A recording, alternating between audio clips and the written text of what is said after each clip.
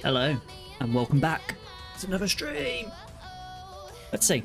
We're doing some more Master Minutes today, and I'm going to jump in. I got a little bit caught up on Monday. I think our last session was. I was away yesterday. I got a bit caught up with a couple of issues. We're trying to do a bit too much all too quickly, and I think actually we need to. I reviewed through the code last night, and I thought we need to do a bit of cleanup before we progress too much further.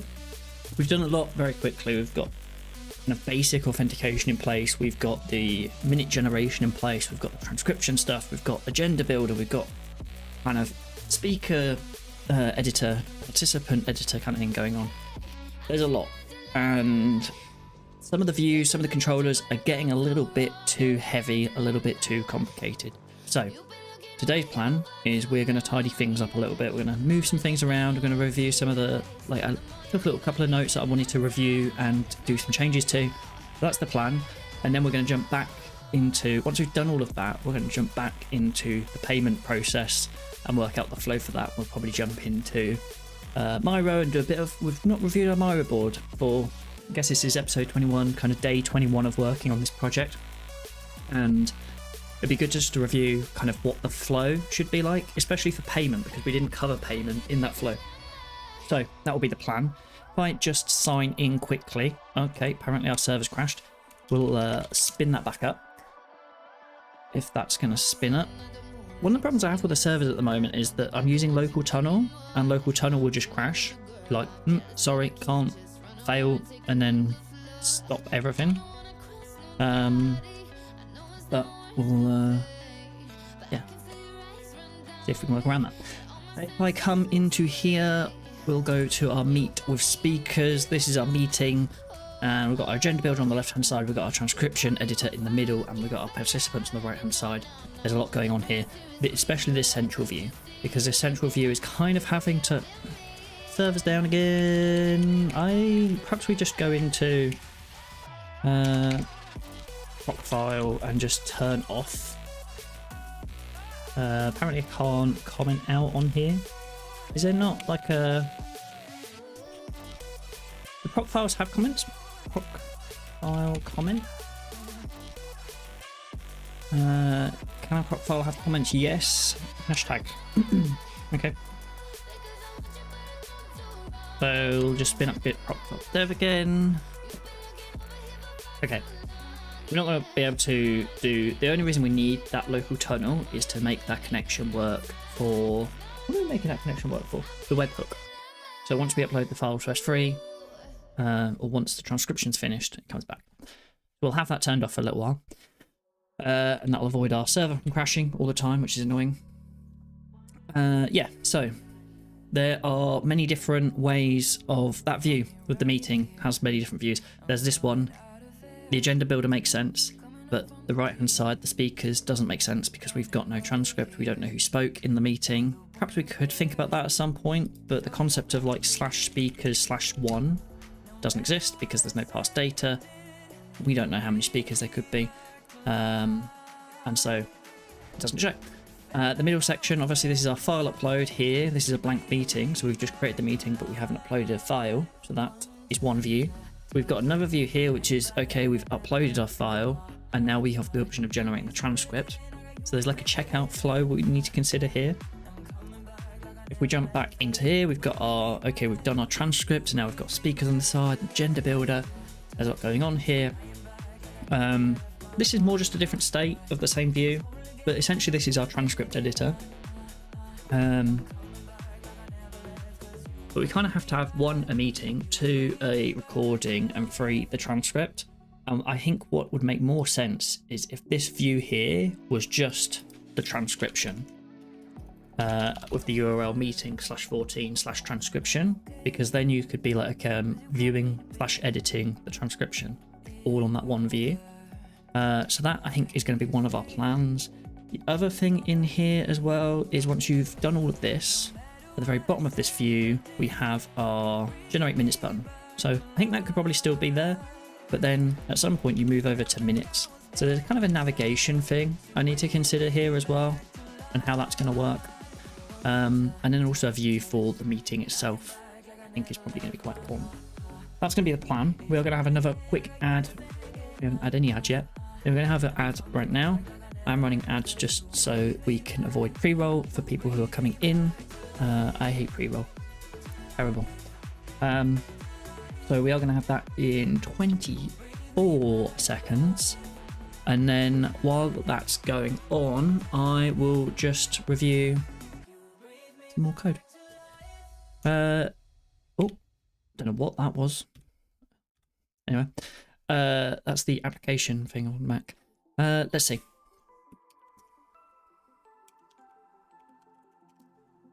Let's just get our system configured. Let's see. Okay, now obviously we've got a lot of stuff going here. Let's actually just tidy up our Git while that ad is running. We've got a lot of stuff going on. We added pay, kind of. We kind of made some progress on that. And I think actually it's probably worth just reviewing some of that stuff. Because actually I think a lot of it probably does make sense. This file here with a git ignore, I don't think makes sense because we got rid of that development environment config, so we're going to get rid of those. And then if we go ps again, the gem file does make sense. We'll stage that. The lock file makes sense. Proc file, that's just a local dev thing. We're not worried about that right now. Our account being the pay customer, I think that makes sense. And then the recording having a duration, yeah, sure, like whatever.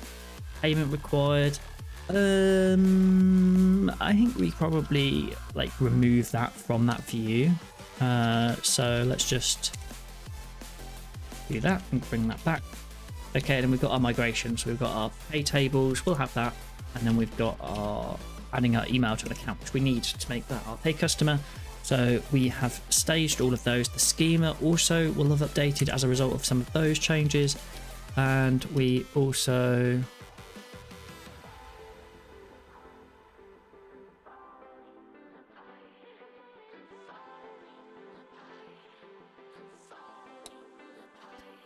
Now I don't know about you, but that doesn't look particularly encoded.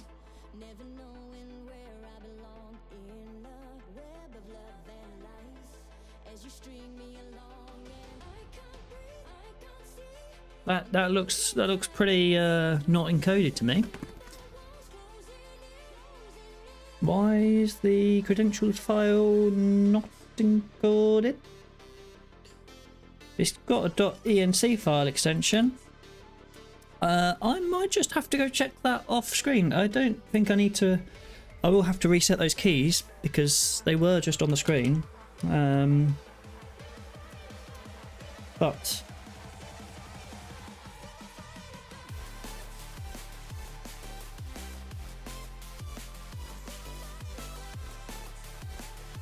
yeah, I think that was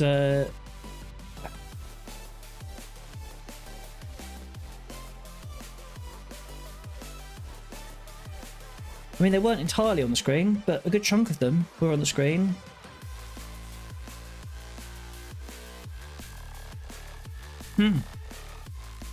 They are, interestingly, when you go to the file, when you view the file, that is the encoded version of that file.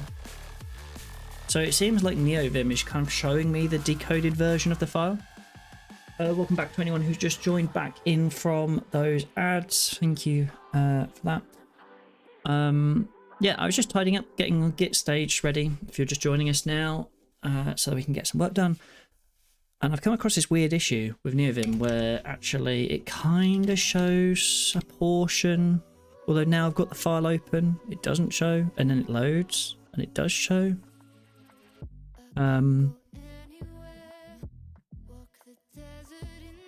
Yeah, I'm very confused by some of that. If we do git, right, okay, so we've got it there. I am not going to show you the whole file because that's going to be awkward.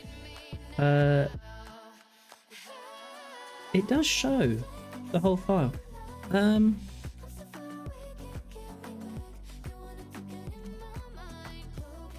At config/credentials. But then when I cat the file, it's...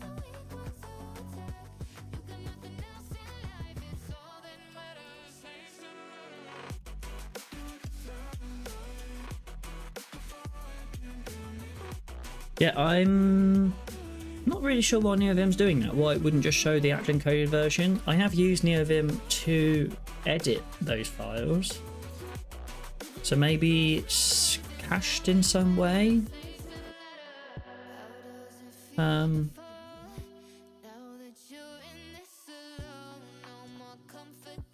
don't know. I don't know. A little bit confusing.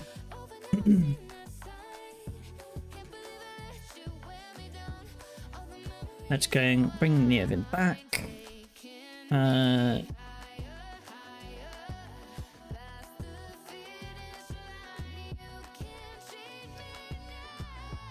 Okay. So that's our stage. We're then gonna git commit. Actually, I think we can just press CC in here. Yes. And then we'll I, and then we'll call this one. What do we do here? We kind of installed some stuff. Added authentication, perhaps? No, this is the pagem. Anything about adding or guest feature, but we didn't really add a new feature, we just added a dependency. Pin dependencies, upgrade dependencies, add a dependency. Yeah, I guess that's what we kind of did do. Anything around like install? No.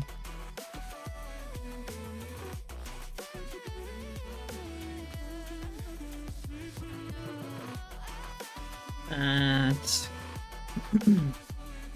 compiled files or packages. We kind of added a package, right? Yeah, sure, let's go with that. Add pay Rails pagem. I don't know. That'll do.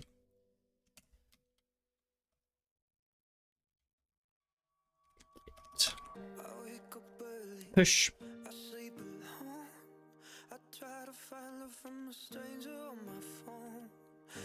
Okay, now with that done, we're starting with a blank sheet. So let's jump into cleaning some things up. I want to first move this view from this meetings route to the transcription route. I want it to view the transcription, not view the meeting. That's the plan. In order to do that, I am actually going to just make... Actually, before we even do that, I think one of the things I want to do is change some of these routes. So when I actually looked at this the other day, we have meetings, which has the resources nested within inside it, which has the transcriptions nested within inside that. If I look at our meeting model, what you'll see here is actually the meeting only has one recording and it only has one transcription through that recording. And the recording also only has one transcription. So actually here our routes are a little bit misleading because it looks like you can have many recordings within a meeting and many transcriptions within recordings. So I actually want to kind of comment that out, and then I kind of want to just say, okay, there's a resource called recording and there's a resource called transcription. Those are the two like resource on here. I think one of the things I would like to do here is perhaps just move that up so it's like the resource single resource items together. And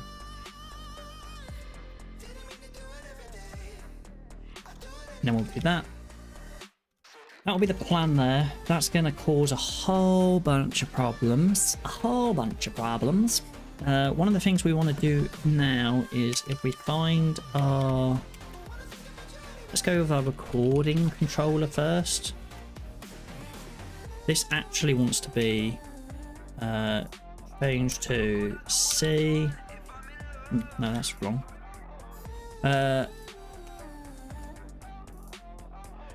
Let's go here and press X. Recording. And then the other part of this is, at the moment we do this like find recording through here. We can actually just do the recording through the meeting, change to the end of the line, because we can just do meeting.recording, because there is only one recording here. And that should resolve some of those problems.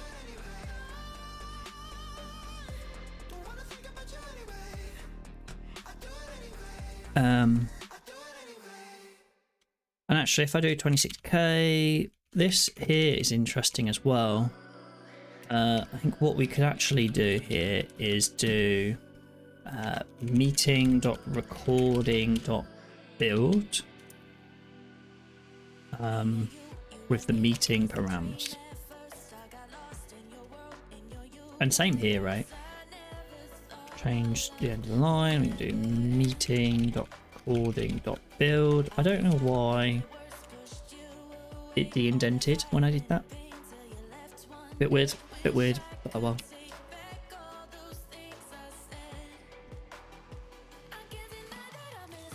So that's our recording controller. The other thing we changed with the transcript, I'm just reviewing the code quickly on here. We've got our recording controller. We set the meeting on all actions because it's nested within the meeting. So that's all fine. And then we set the recording on show and destroy because we can destroy the recording. And when that happens, we redirect to the meeting URL. And we can show them recording, which is just showing you that little snippet. And then this just says that we require the file in order to get the meeting params. Cool, I think that makes sense. Let's go now to well, actually we need to rename that file. We've got the recordings controller. Let's rename it the recording controller. Helps if I actually press enter there. Okay, we've got a recording controller. Now let's find our transcriptions controller. We'll rename that as well because that's now going to be a transcription controller, and we will change this as well. So set recording, set transcription. Set recording happens first. Let's go down to 30J, 50, move that up.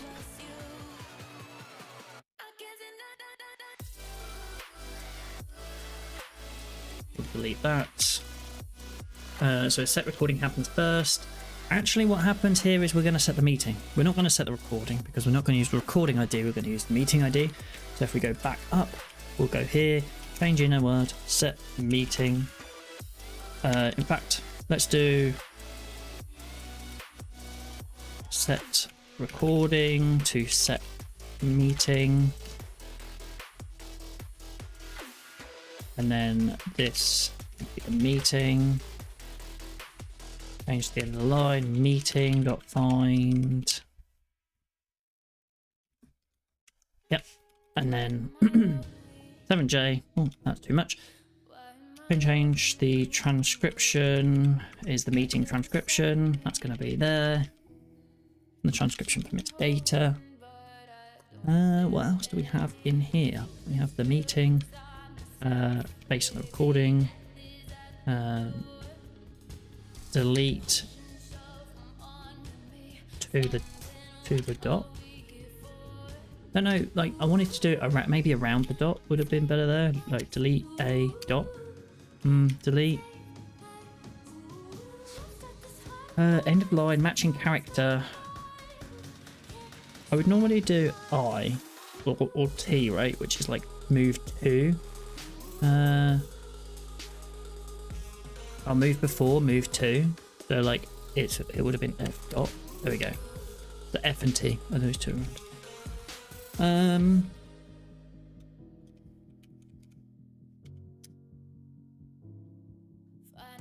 So this will be, let's just go back there. This will actually be the meeting.transcription.build.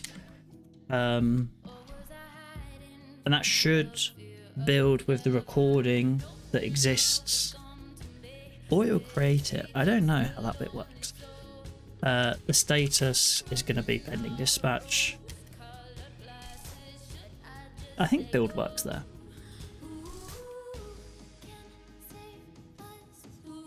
And then the update is for the edit and view, which is good.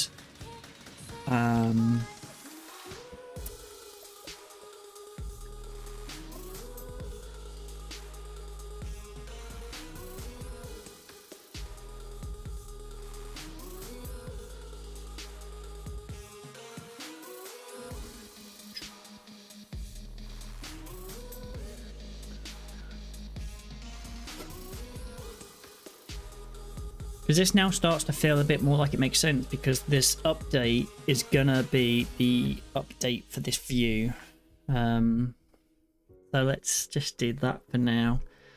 The meeting ID is in there. The meeting, there's nothing in here about recording, right? Recording has gone. Yeah. Here I can change this. Change to the quote. This can just be the meeting, right? Because that takes the meeting. I think that's right. The participant list takes a meeting. Fine. In fact, participant list. No, it doesn't have the active record, active model stuff. There's no active model stuff to worry about there. Let's move on. Is this okay now? I think it's okay. 13J needs indenting. So a lot of things are going to be broken. I think the best way of finding it is by refreshing the page and seeing, yes, meeting recording transcription path does not exist, because it should now just be meeting transcription path, maybe. I never really know what the best way of doing this is just like go roots and then just get the error and then just find the meeting transcription path. Yeah, nice. Get patch put delete post takes all of the things now, which is good.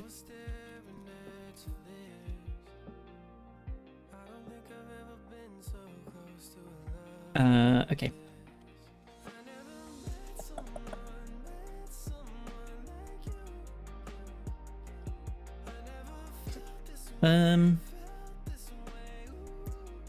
Project wide find is gonna be an interesting one. How do I do that in NeoVim? How to do project wide find in NeoVim? Maybe telescope? Said. Find and replace in NeoVim is nothing like it is in VS Code. Let's say no, I didn't think it would be. Project, I want to change all single quotes to double quotes.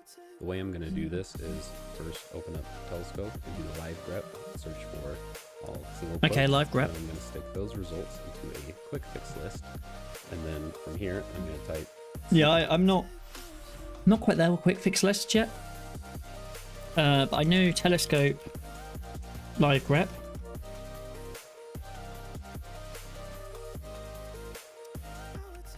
And then I can in here do like the meeting transcription path. Meeting.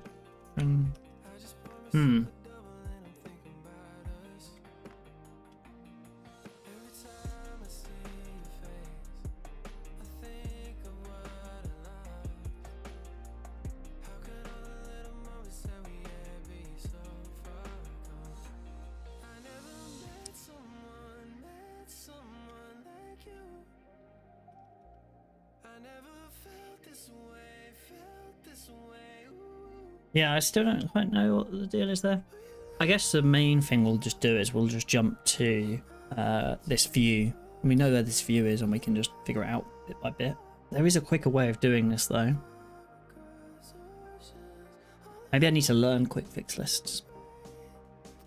Should we learn quick fix lists? Let's do some quick fix list learning. Okay. Like We'll just new vim, project wide, find and replace. Okay, we've got like said telescope live grep, enter your search query, add the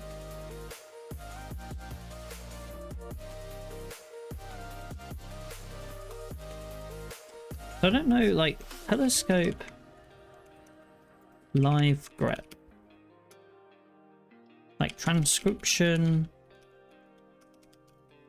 params. It finds those, right? In the same file, it finds those. But maybe this is only opening the active buffers, because when I do transcription, or what was the thing? Was it like meeting recording, transcription path?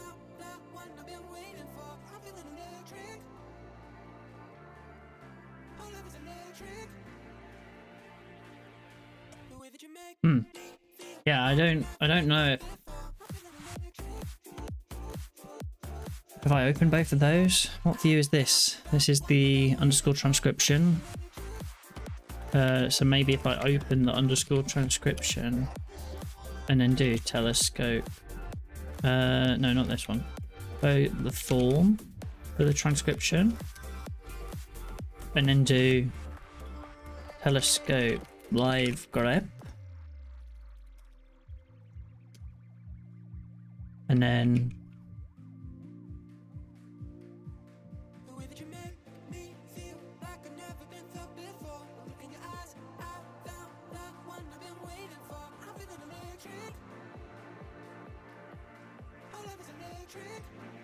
oh, but that's actually not the code, right? And that's the problem here. The problem is I've got two models and it's trying to work out what the transcription should be based on that.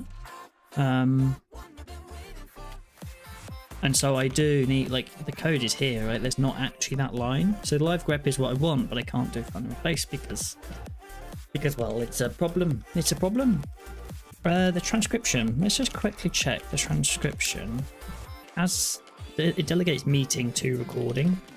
I do wonder whether it's probably better to do like has one meeting pre-recording rather than that. That probably makes more sense because then you've got the actual active record delegation. Can it do a belongs to through a thing? Because the recording also belongs to, right? Like it's not that it has one, it belongs to. Rails belongs to through. Is that a ting? Is that a ting?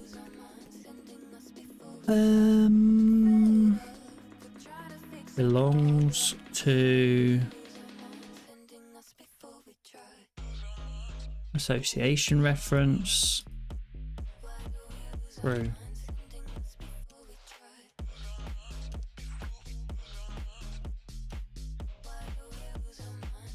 Has one, supports all of those. In fact, that last, I mean, if I keep searching, I guess I'll find something similar.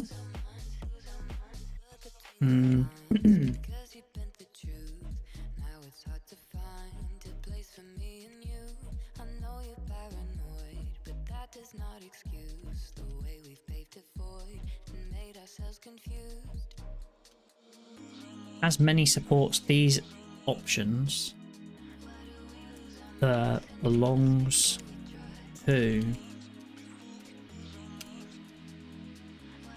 association supports these options doesn't have a through.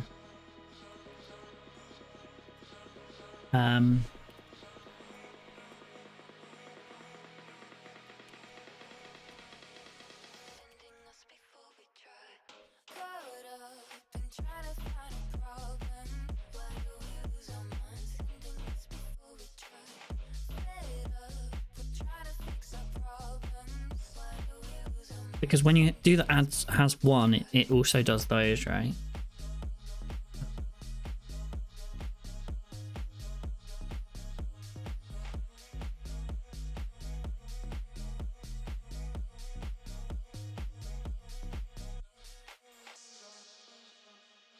through option specifies a join model through which to perform the query. Has one through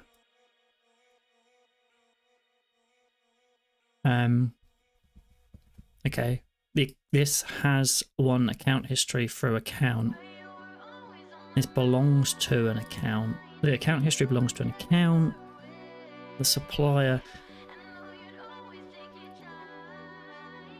I don't know if that's going to work.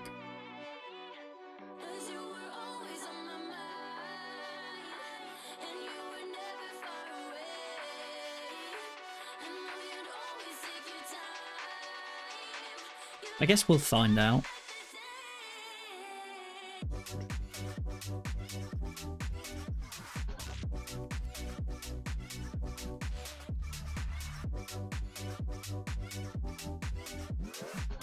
Okay, so what we were doing here is, I was just kind of doing that. Actually, I can just do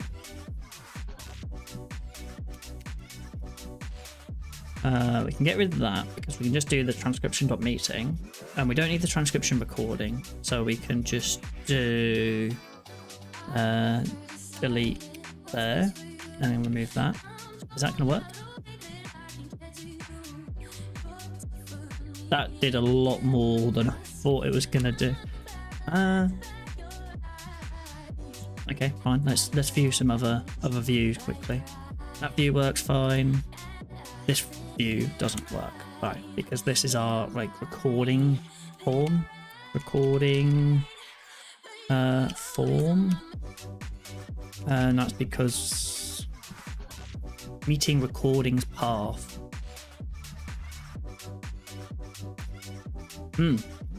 There isn't a meeting recordings path because it's meeting recording path. Should be anyway. That's that should be the deal.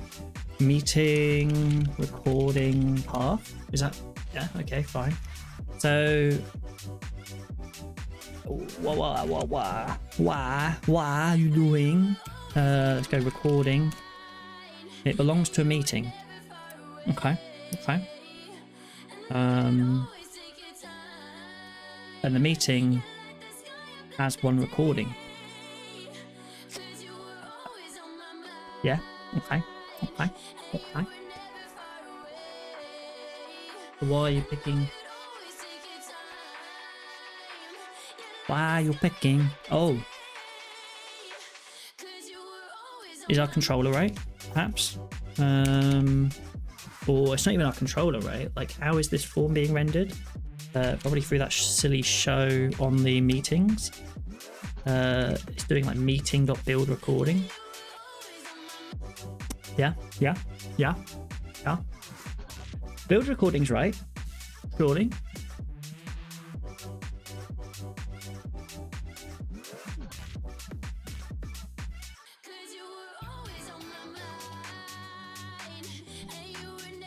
Yeah, that makes sense. Makes sense. I'm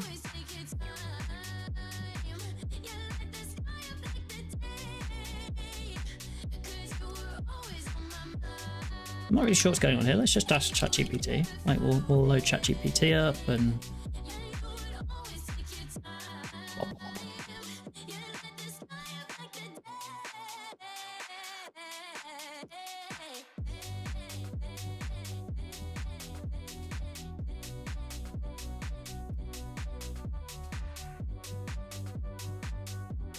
It should be 10J space yank. That's our roots. Yeah, figure it out. I'm just going meeting recording path.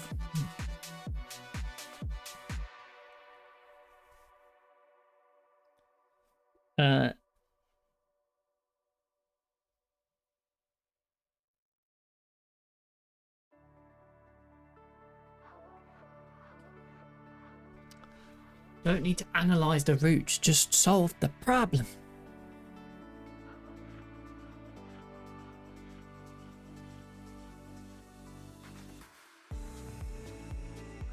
Yeah, why does the form expect a plural path? Meeting only has one recording as per its model. So if I went to meeting,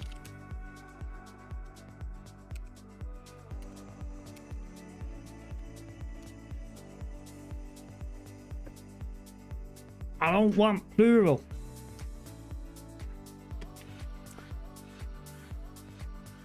Yes, singular resource. It has one. Has one recording. Common convention for resources, but your model relationships design should be using a singular root. Yes.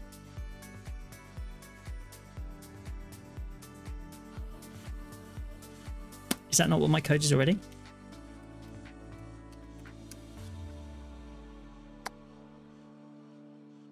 Yeah.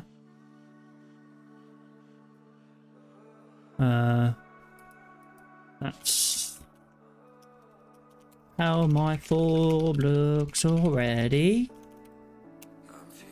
That's how my form looks already.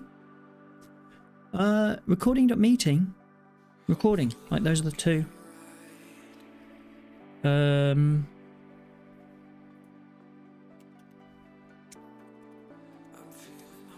I guess this bit is probably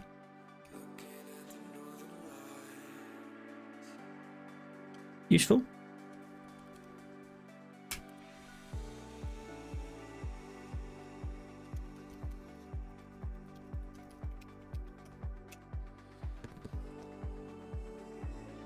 Yeah.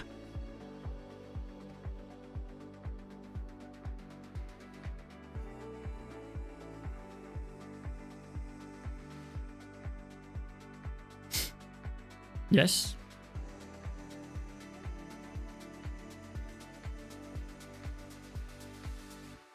I have done the root configuration as requested. My form is configured as requested.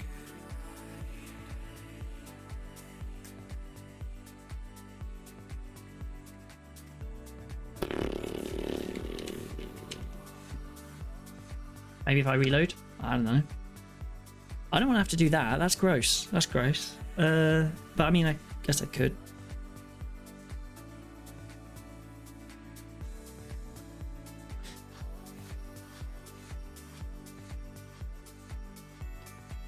Didn't fix it.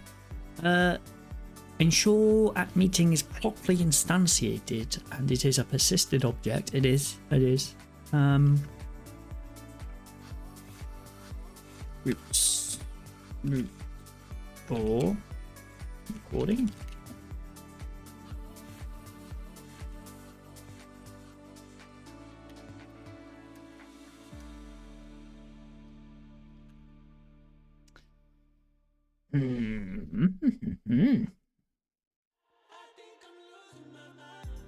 I am losing my mind, yeah.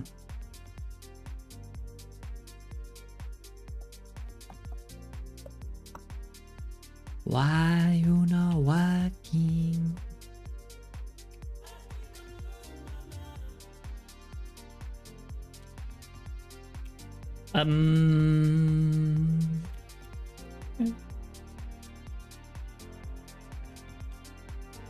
Yeah. Reporting form.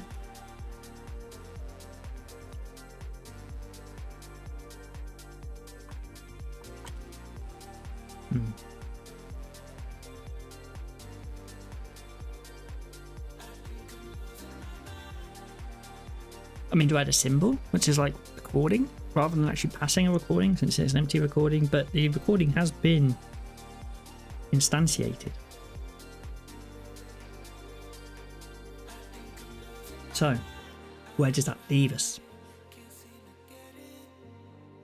I don't know.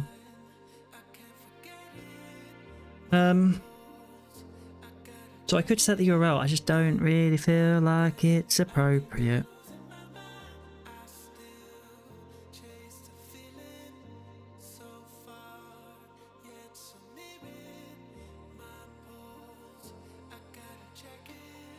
Change recording. It's not recordings path either, is it?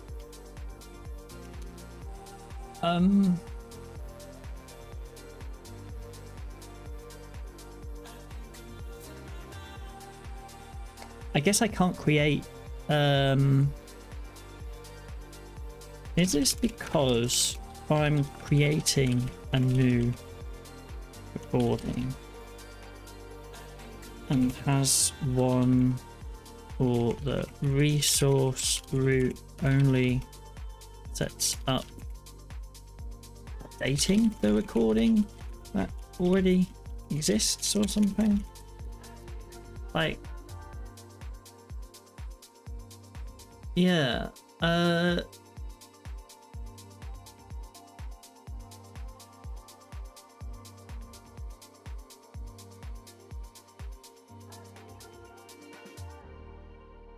like if I've not persisted, yeah, because the other issue when for the updating the transcription is a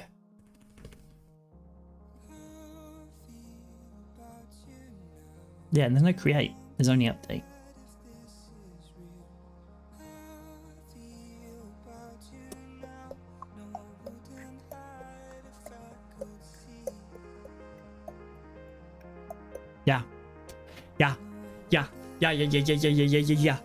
Yeah, that's the problem. It's because the post, when you have the resource, you can't have both create and update, because it's not like there's the slash recording is just, you can post to it and you can get it. So you only really have update, and you only really have update and delete. So you don't have the option of create, right? I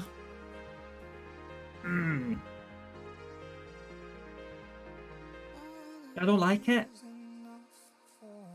It was a bit weird.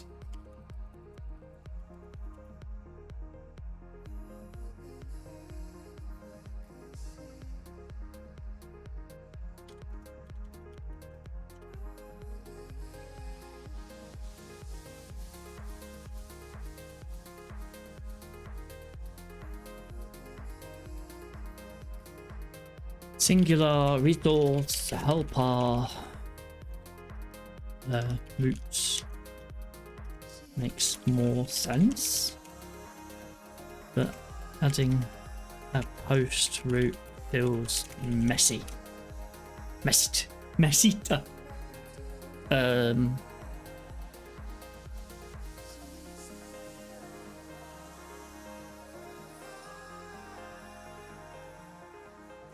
With I have one for the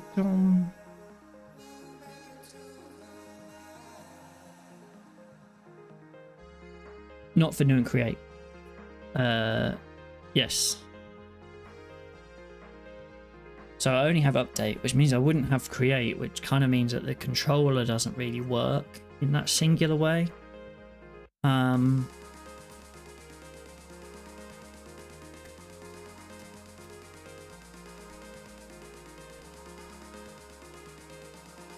Which I guess makes sense. I guess that makes sense.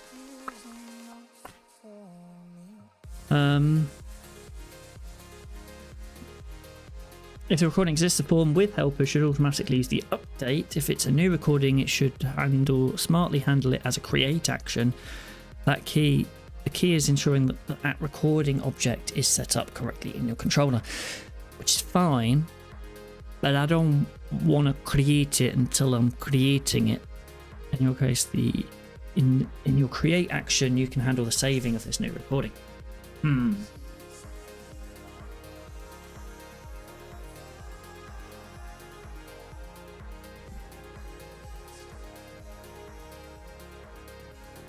What is the proposed routes file then? Because you didn't really solve anything. I don't want to new if you have one. I don't have one.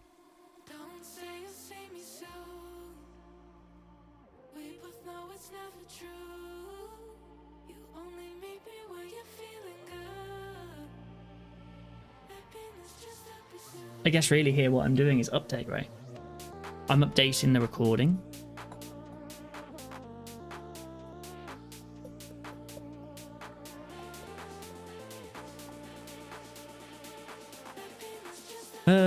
Because you only have one, all you can really do is update it with something. You could destroy it, and then you could update it again.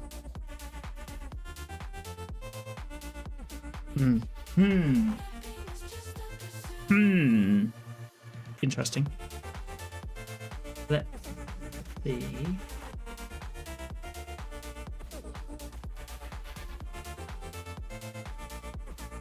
I don't want to create it, the recording, before the user uploads one, submits the form.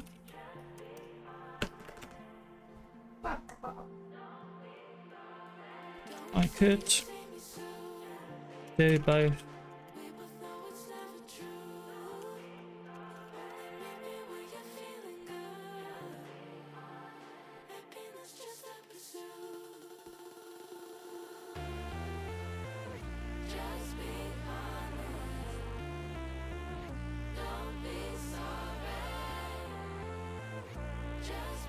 No, I don't like that. I don't like that.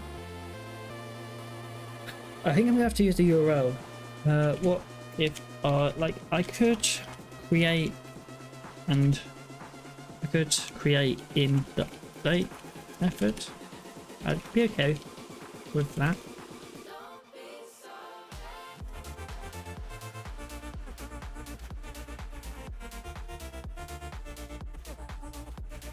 I can update or insert.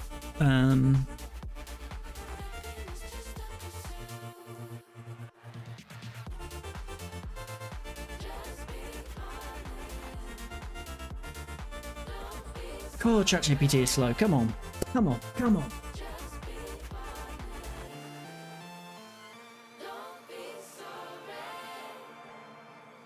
Let's see. Let's see. Before action, yeah. Meeting recording or build a recording. Update the recording. Yeah. Sounds decent enough to me. I'm happy with that logic. Yeah, I'm happy with that. The bit that I'm still like a bit unsure of is I still need a form that's gonna create it. It doesn't exist. Yep.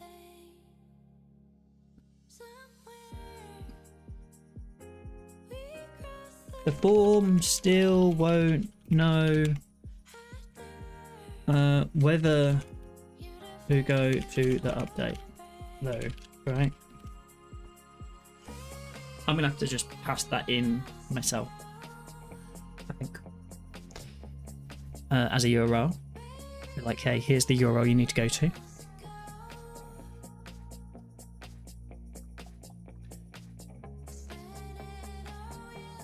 What do you mean always considered persisted?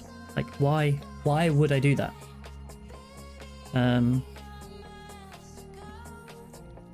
Can you show me? Yeah, just show me the controller. Edit. Technically, there isn't an edit because there's a show.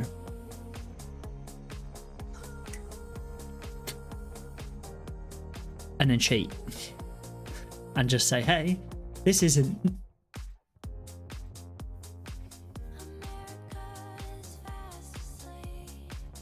You know, it's not the worst.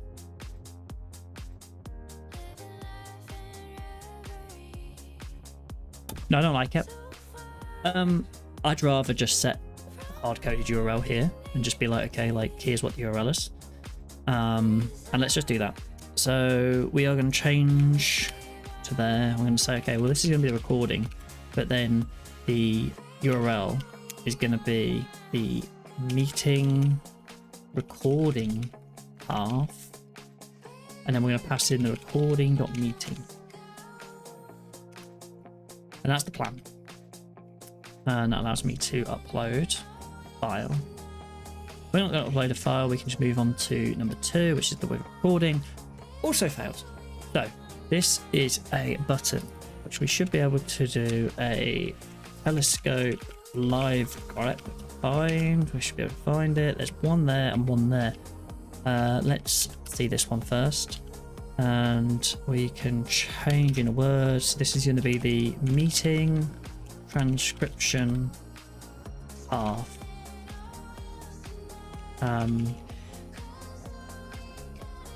And we don't need a meeting recording, so we can just change, no, delete to the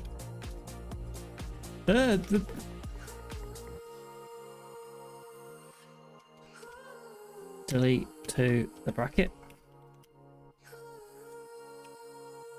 Sweet. Telescope live grep.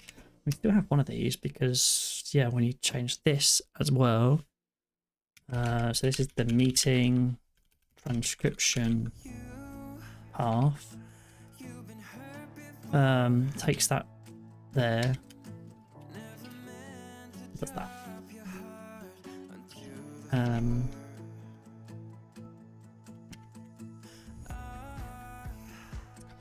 Interestingly, like this here. Recording.20. See. So it matches the URL, so it's not complaining, but it wouldn't work. So we will go back to meeting show, was it? In here, yeah, maybe. Delete.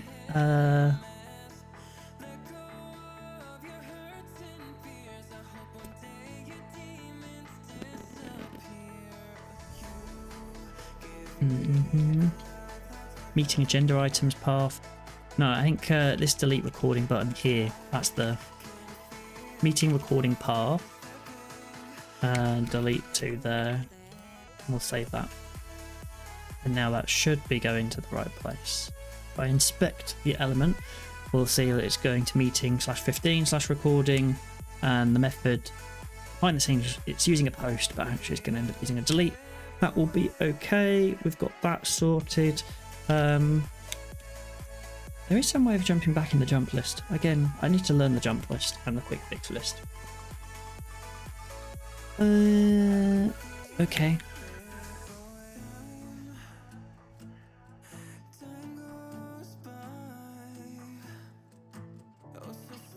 Moving a lot of things around.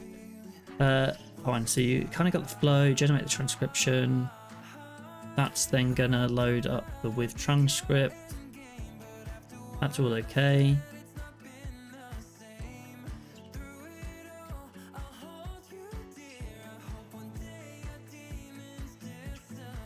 I'll do test. Go in here, choose a file, upload the file. Fail. Where's it gone?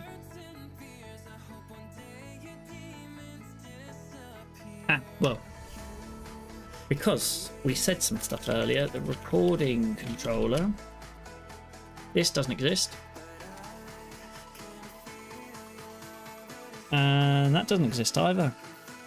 Which means we only really have an update, and we don't even have an update action. So when we're going in here, and I preserve the log quickly and just clear that out, if I create that file and save it at the top, 404 not found, because we don't have the update.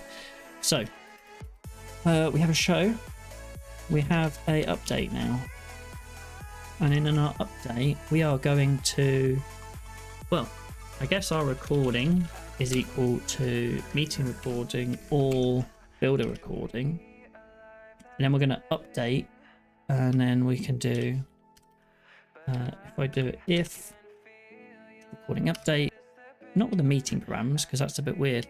Why does that say meeting params? I don't know. Let's just do a s meeting params becomes recording params. There we go. Sort that out because that's a mess. We'll go in here and we'll do else. We'll do end. Bring that in. Redirects to. Can you take over, please, Copilot? Thank you. And then in here, render the show. If it was unprocessable, I guess we could render new here, right? Change in a word, new.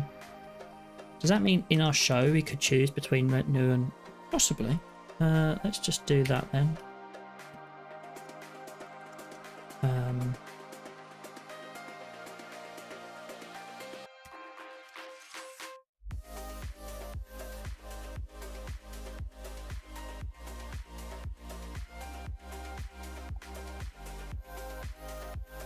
So our recording is set.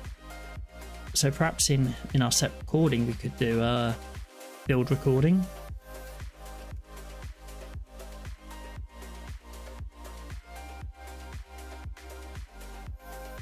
So we could do in here like build recording, right? And then that means our update also gets this. And in fact, all of our things get set recording. And then in here, we're kind of saying, okay, like if recording dot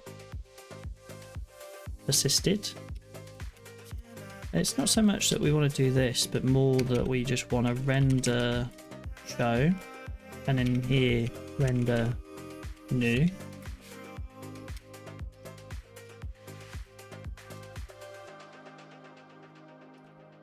Uh, 18k, delete 8j. Probably could have done one more. Okay, we'll save that. So we've got a show which shows us show or new, depending on what's going on, whether it's persisted or not. And then we have an update which is going to redirect here. Otherwise, we're going to show you the new again with the status of unprocessable. And then we have our destroy, which is just going to destroy. But if recording.persisted, I guess we want to kind of render some sort of fail here.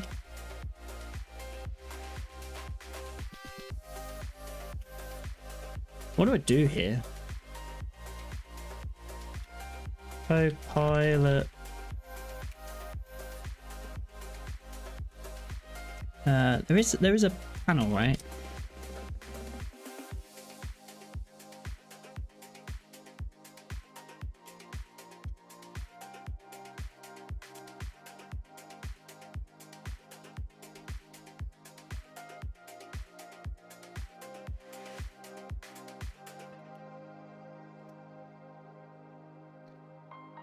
Apparently that wasn't that useful.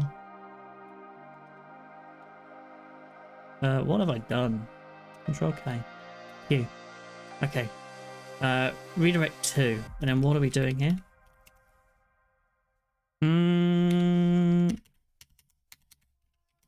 I guess if you... I mean, what even happens, right? Like, that's probably a question. If I went into the Rails console and did meeting.last... bit weird. Meeting.first.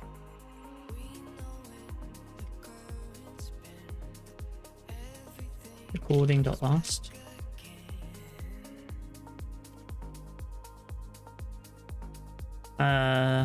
Oh, because meetings are in the context of a...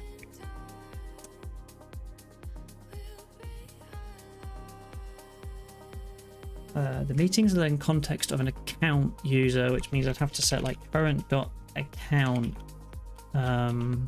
is account.first, and then I could do meeting.all. Now I've got meeting.last. And then what was I thinking here? I could do build recording, and I could destroy that. And it's just like, well, it didn't exist. So yeah, sure, whatevs. I guess. Unless that last meeting did have a recording. I probably should have checked that before doing this. Hey, fine. So I'm not going to worry too much about it. I'm just going to delete it. And then what else is in here? we set a meeting and set a recording. That just happens now on everything. So perhaps 26k can just go, and then 31j, well, I can just shift V, move that down there, delete 2j, delete 2j. Because now we just set the recording, and that's just going to grab the meeting from the current ID, and then build a recording or create the recording, whatever, get the recording. And then we have a show, update, and destroy, and that's it. So now if I refresh this page and go in here, upload the thing, still fails. Why do you fail? Why you fail? Or if we're not found. Update. Update.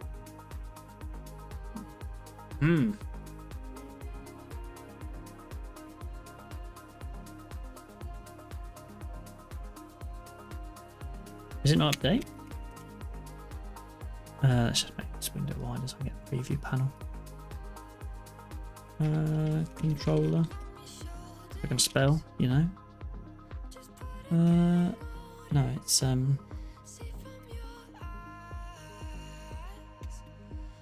update should be it.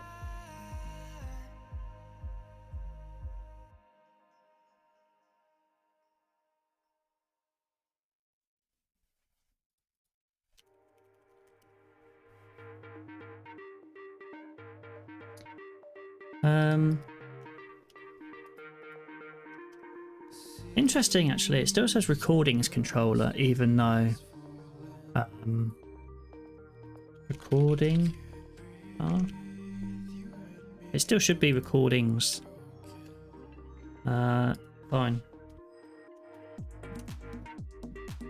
Interesting. I guess because the roots, the views. I didn't complain about that though. So maybe this does still need to be recordings then. Which means that the transcriptions also need to be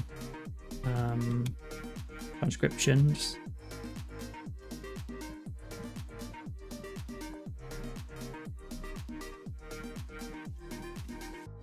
I never changed the wording, I just okay.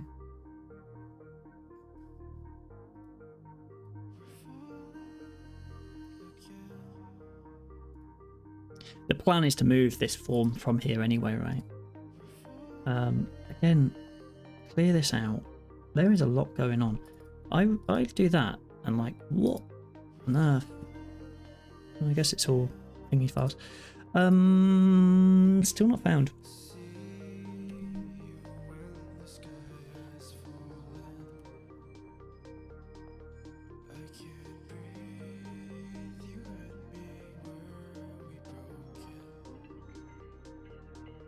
Interesting that like resource there has new create and update.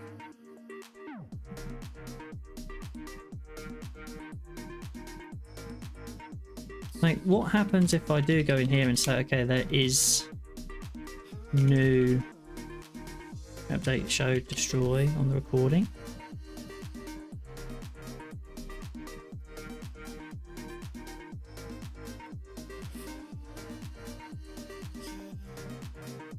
Oh, okay, fine. So now it's /new.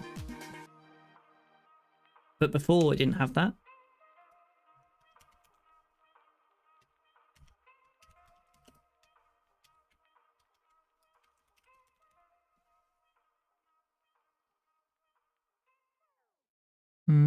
No. It is still there. So there is like recording /new. Is this because I didn't have the controller? Because now, if I go back, am I now going? Do I look like I've got a really tall? No, it's just because. So if I create this now, it's going. Can I just do fetch XHR?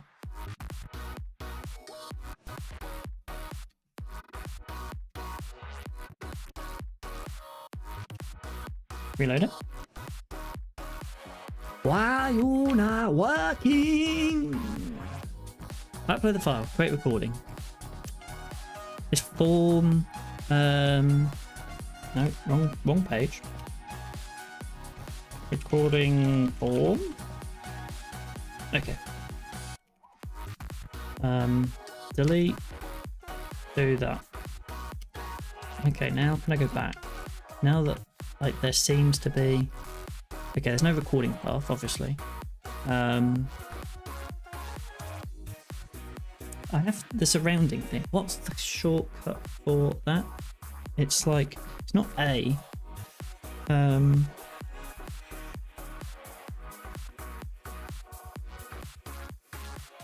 Change surround tag CST. AS. Surround. Ruby? Yeah, Ruby. How's it going, Alvy?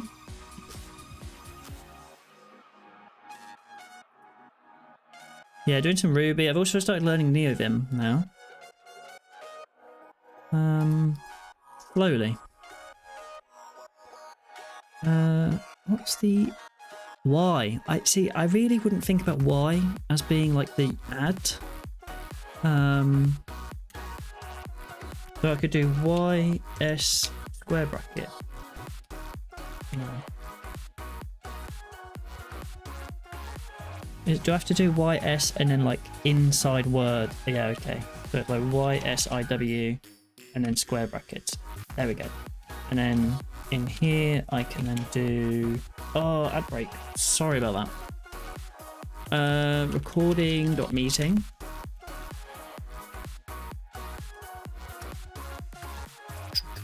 Meeting recording path.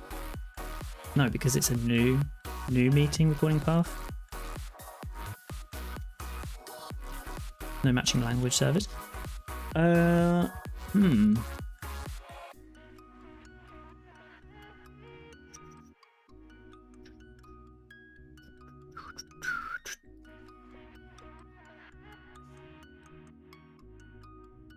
Meeting recording path.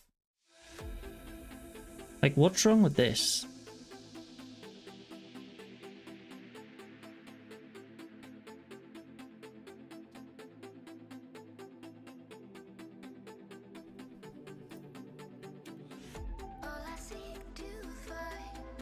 Because now I can go, like, if I went back to my recordings controller.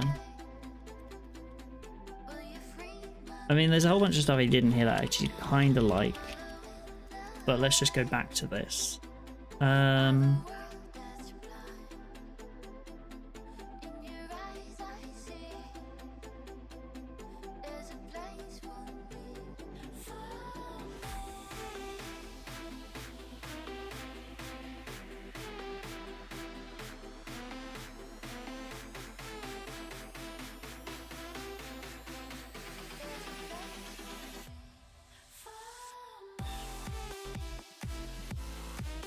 If I put that back to recordings.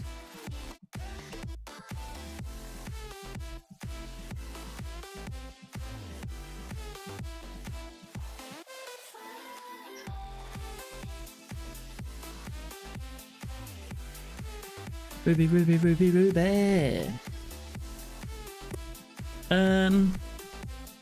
Fine. That's okay. And then see this still. It should use new. Like it should know that hey, we're building a new recording. I think I can change this to like build recording as well, rather than recording.build. Change to that build recording. Also, again, we're back here, so we need to do s meeting params, change to recording params.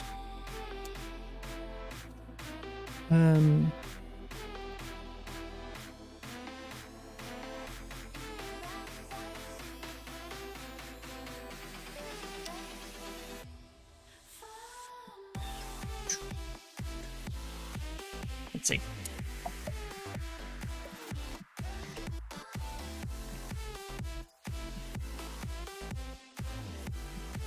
I'm jumping around a lot. Let's just see what's in Harpoon.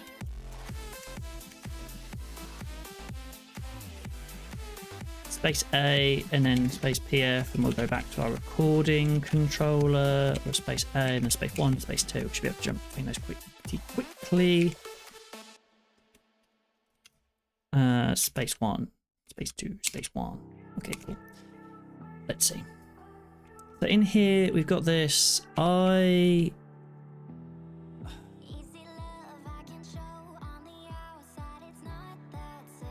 Model is the recording. I do think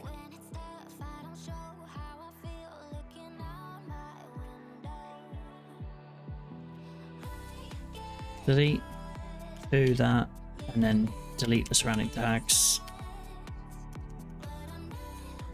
There.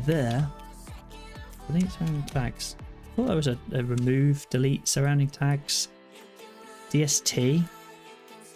DS. Okay, so T is this what's tag. DS that. Okay, cool. And then we can do URL is new meeting recording path, and we can pass in the recording dot meeting.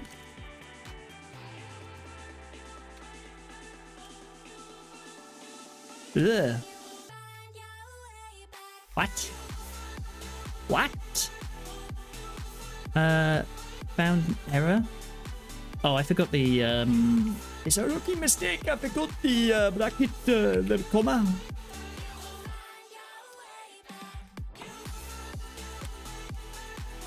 Okay. So this should now go to like /new. Yeah. Okay. Sweet. So I go in here, I press that, and I upload, and it still fails because 404 not found. Why are you not found?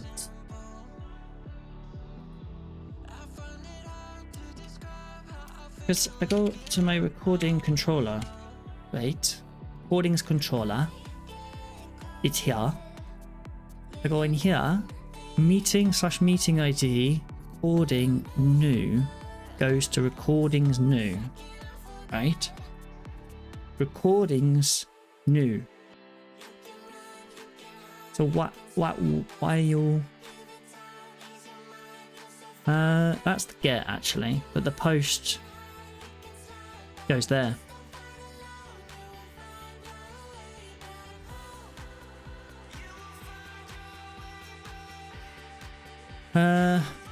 Okay, probably, yeah, fine. So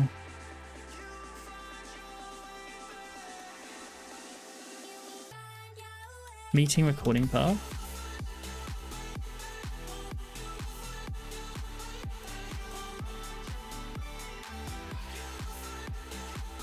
Okay, that time it worked. Fine. So patch, I think maybe it'll choose which verb to use, because it looks like actually from those from the roots, patch and put are the ones we're going to use for update, and the straw is create. We don't have the update so much for here, so I don't necessarily need to worry about it, I don't think, because we only have the new, the create, the show, and the destroy.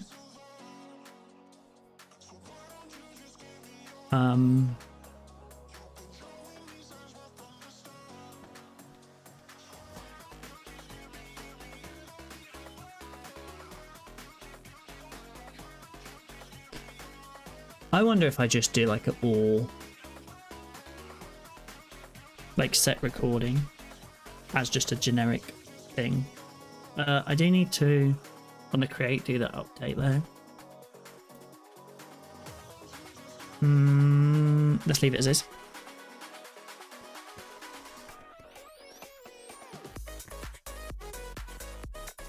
Fine, so that's the recordings. I can destroy this. Yeah, that worked. I can refresh, come back, I can add that and create it. Okay, I kind of don't want to press the generate transcription because I know I've got the proc file not on. And also this is a big file. I did at some point have some random, yeah, hello cutie pie. If I delete the recording, choose a file, can I just drag that random quick soundbite into the... No, I can't. Just move the directory across. Go in Finder. That's what I want.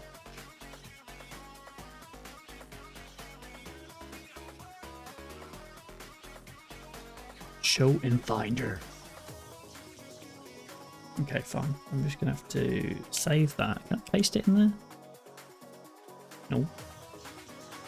I'd like to copy you, please. And then I'd like to go to my development folder. And I'd like to go to Master Minute tab. Spec. Fixtures. Files. And paste. Hello, cutie pie.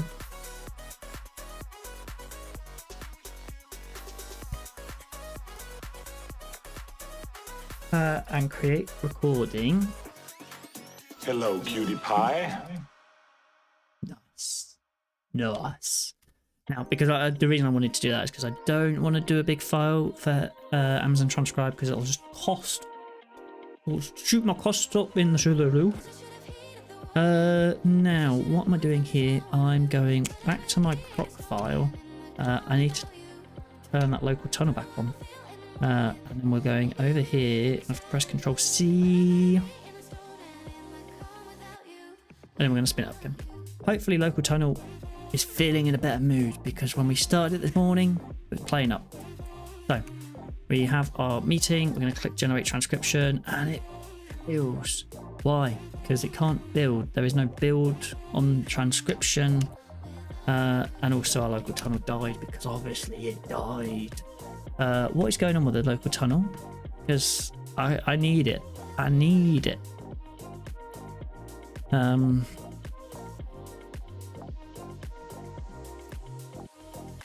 Connection refused.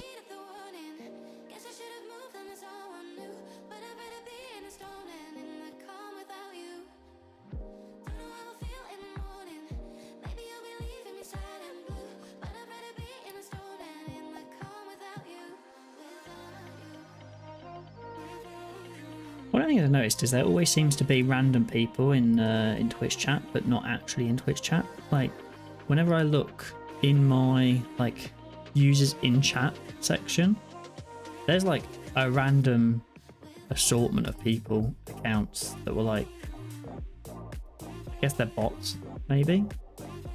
I have no idea, but like, it's very confusing. I guess if you, like, I don't know, it makes no sense. They're not...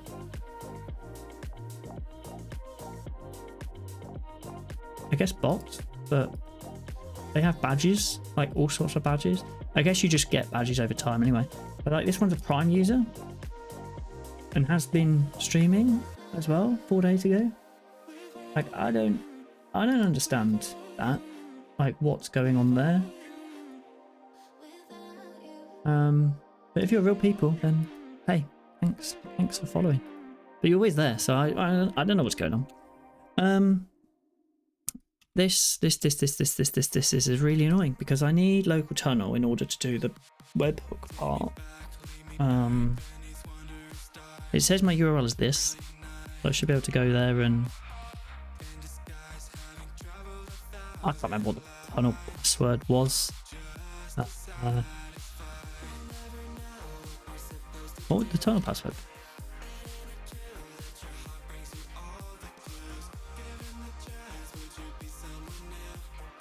I don't know. Is it my IP address usually? What's the deal with the password? Or is it in my proc file?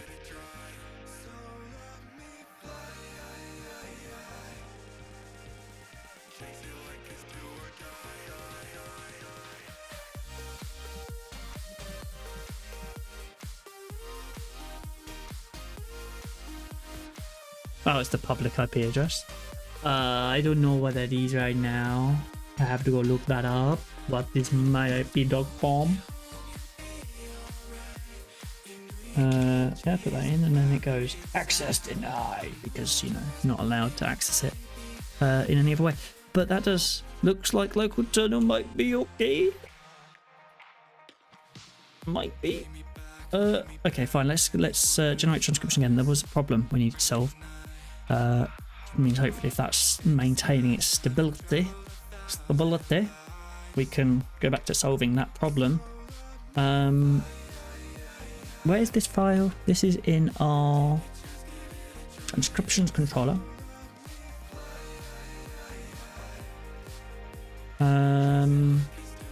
5J. Change to the bracket. Build transcription. I wonder if I can do this. I don't know if I have to go through the recording first. Cannot modify meeting association transcription because the source reflection clause transcription is associated to the recording via has one. So I'm guessing I have to do it through the old recording.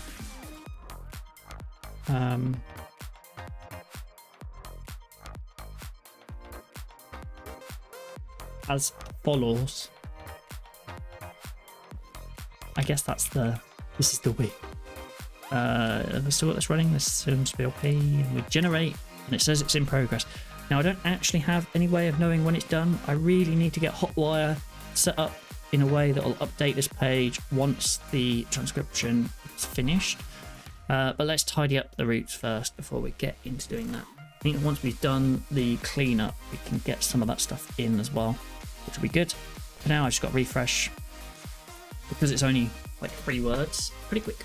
And so, yeah, now we have our transcription with our token count 10. The flow seems to work end to end, and I didn't touch anything to do with the meeting agenda or the thing, speakers. Those should all still be okay here. Bob. Myself. Me. Sweet. Greeting. Beauty bar. Okay. So, getting somewhere. What I'd like to do next is just quickly review some of this. So now we've got transcription here, like that, and we also have the recording on that route, like that. We also have minutes, which is our we don't have any minutes for this one yet, but yeah, we've got recording, transcription, and we've got speakers. There is no index section for speakers, and we got the agenda. What was the deal with the agenda? Agenda items. And then there's like the agenda items for that meeting. Sweet. Okay. Now this route here has to become transcriptions. So. Meeting show. This view here needs to change, or at least let's shift V, G, and then yank, because we're going to yank it into next week. Space PV. We'll go down here, and then we will go to slash transcription. Interesting, there's 2 here. It's this one that I want. And that's there like that. We're going to change the entire file into... Pretend you like you didn't see that. Pretend like you didn't see that. Oh, for Pete's sake. Okay. No. Bugger off. Right. Yeah. PF. Meeting show. Let's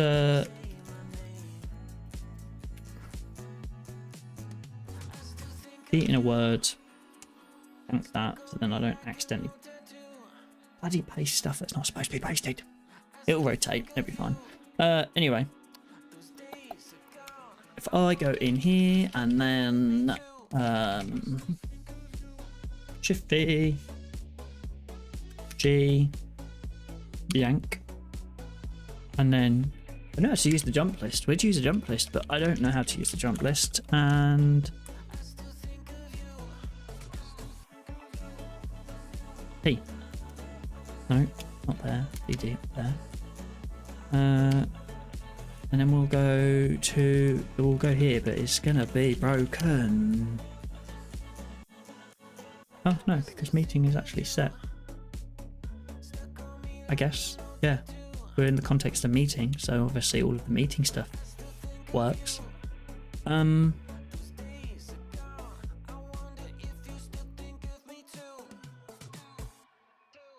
I actually wonder if I should have a meeting application layout, like a meeting layout that I can then use for all of the views that are inside the meeting, but that's fine. You come here, you can view the transcription. One of the things that I was curious about actually is we created the transcription here.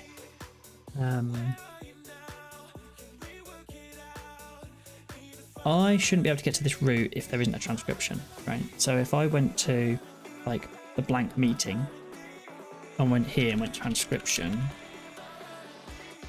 this should go, no, there isn't a transcription. You can't view me. It's not what it's doing.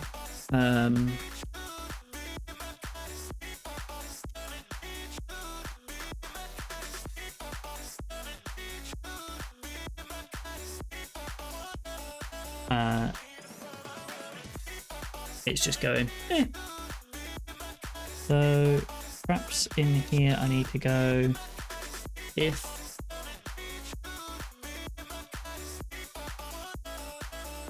well, it really should just say, hey, there is no transcription.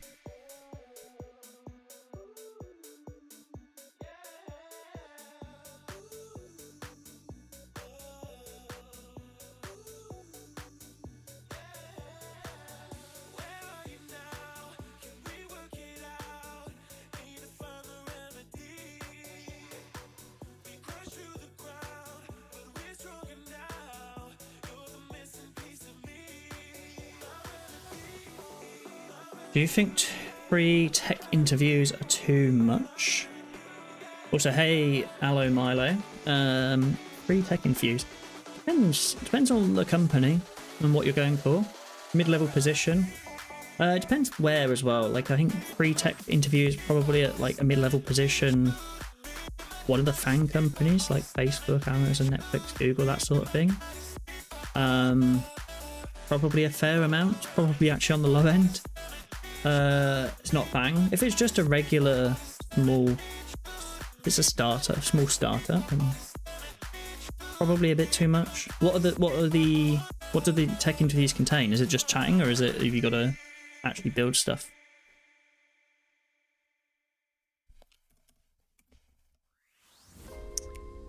When I've been involved in doing interviews on the hiring side, the flow I've usually followed has been quick 15 minute chat first, following the application, and then we usually sent out a first one was chatting, second was chatting as well. I'm scheduled to do another one. Are you meeting different people each time? When we've done it before, we've done first one was just a quick chat, make sure that it was it felt like it was a right fit, same people. Interesting. That feels like a lot of waste of time. Yeah, we've done quick 15-minute chat, and then we would do a longer, or we'd submit a challenge, a take-home challenge. I'm still not sure on those. I don't know if there's a good way of doing hiring, what the preferred way of doing hiring is, but take-home challenge. And then we usually do a longer kind of 2-part interview where we would chat through kind of a technical part and then like a culture add part, culture fit, culture add. But yeah, it's really hard to get it right, I think, from both sides. Like getting the time, like how much time commitment. Honestly, thinking withdrawing it, it's draining me. Yeah, it's it's a difficult market at the moment. So there might be some changes there as well. If there's a lot more people applying, then maybe they can be a little bit more picky. But yeah, if it's the same people each time and they're just chatting each time, then like I don't see what. It almost feels like you're trying to convince them at that point, which obviously you are when it's one of those kind of hiring decisions. But same people because the team is small. Yeah, I got some red flags there. There's some red flags.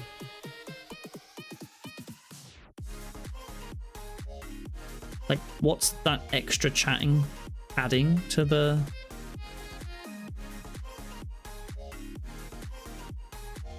They're looking for a Node developer to convert their code base from PHP. Okay.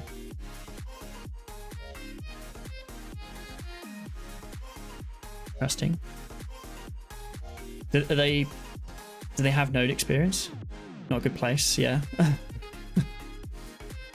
What's their experience? Are they PHP developers then? Or do they have experience with Node?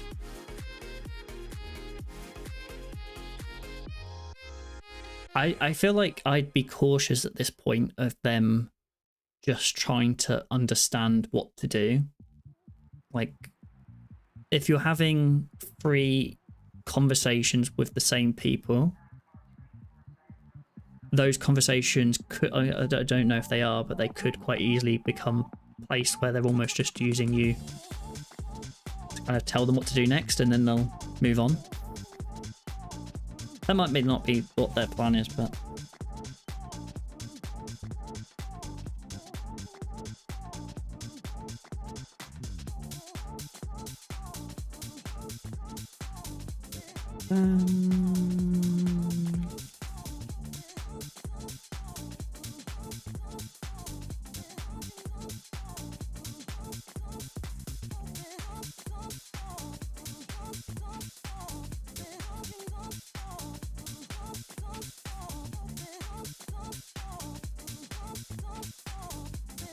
Oh, I'm getting so many notifications on watch. I'm just gonna take my watch off because why? Like I don't need this many BBC News notifications. Like I don't like in the last half hour I've had 3. In the last half hour I had 4 News Spotlight, Apple News Spotlight notifications. I don't care.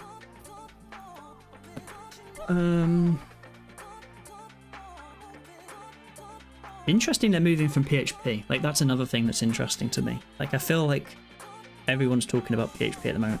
They don't have experience in Node. The potential lead is managing another team at the same time. Front end. Some red flags.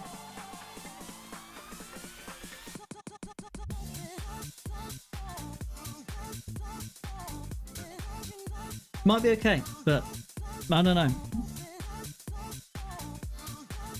It feels like a lot of time commitment already.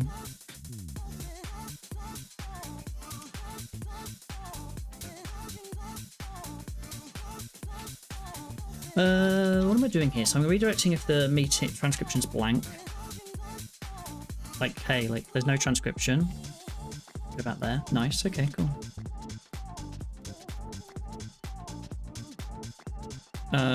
So I feel like the workload will be big for you as well. Yeah, okay. I mean, it also like it's really hard making those calls. Like, I don't think anyone can necessarily tell you whether it's worth like those free tech interviews are worth it or not. It's really an individual balance of culture and pay, I suppose, and also like there's a whole bunch of stuff to consider, personal circumstance wise. So it's really hard, I think, for anyone to say like, oh, this is the best way. If it's a senior position, I'll understand, but for mid, yeah, exactly, that's true as well.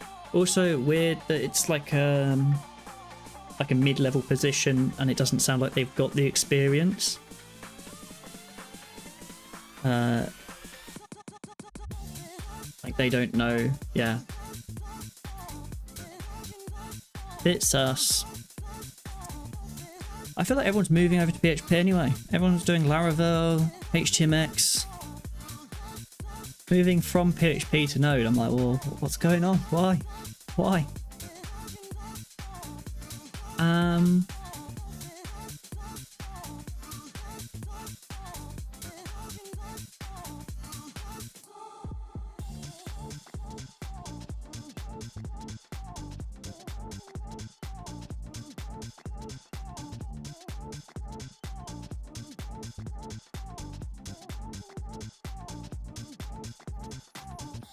Yeah, I'd love to understand their reasoning more about why they're moving from like PHP to Node.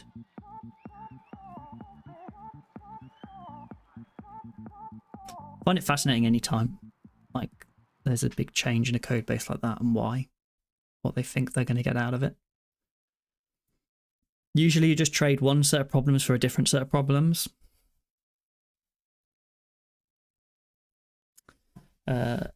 Music. Music makes me lose control. I like some melodic house. Sorry, something went wrong. No, Alexa, stop. Wait, there's too many in here. Stop. Maybe they can't find PHP devs. That's true. That might be the reason. I'd be surprised though. I feel like there's a lot of PHP developers out there.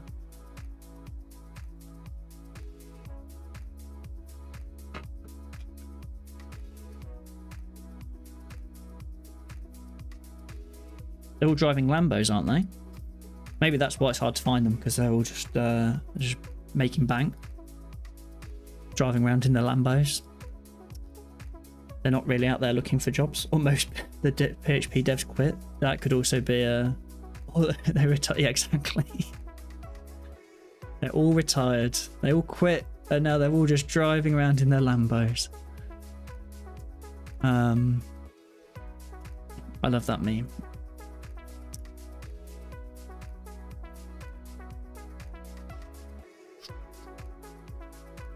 What am I doing? Yeah. I was going to check that the meeting show, although now it's actually the transcription show. In fact, I can clean this up on the transcription show.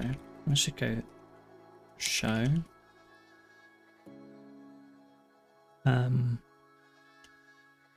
I can now get rid of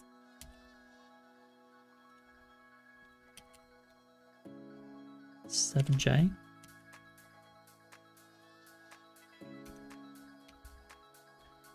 Telescope is so good. Oh, I know. I actually like. I mean, when I was using VS Code, I'd always just do Command P. It's the same thing, really. Like a lot of the stuff I was doing in VS Code, I'm just doing here.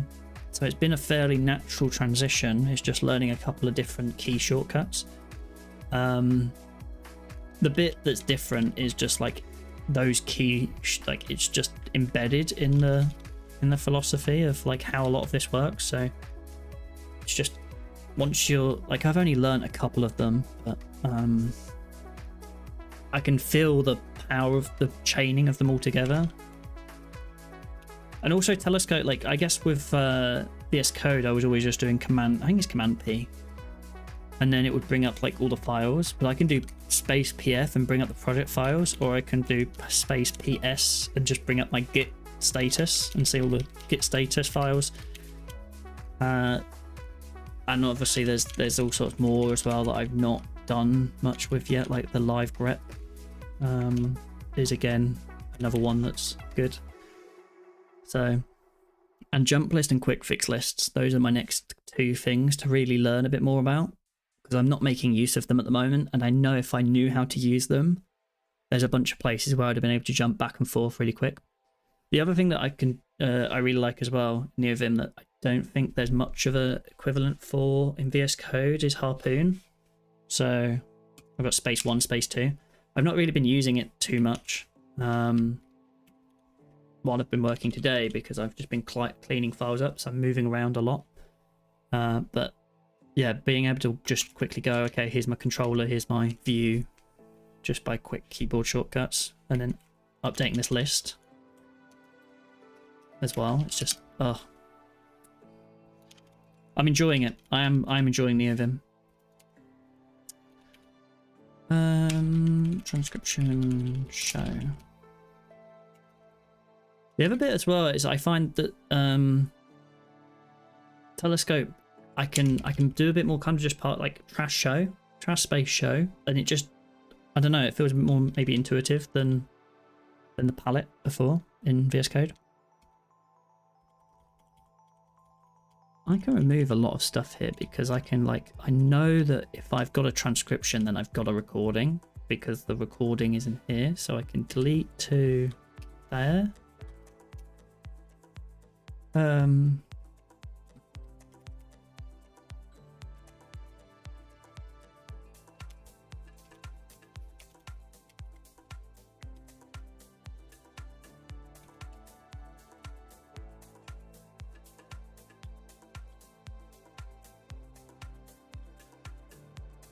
That probably have an if on the end, does it not? No, it doesn't. I feel there's more to that line that's not. Oh, there it is. Let's see. So I got my delete recording, I got my recording in here, that's all showing now, and then down here got like the three parts of this page.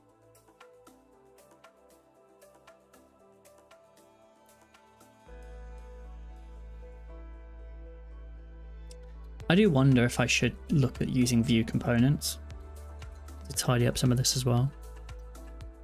Something to consider at some point.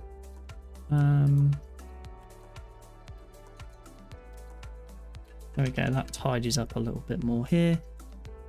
This transcription present, well, we know the transcription's present because we're here, we're looking at it. It doesn't necessarily mean that the transcription has content though, but these should worry about that separately.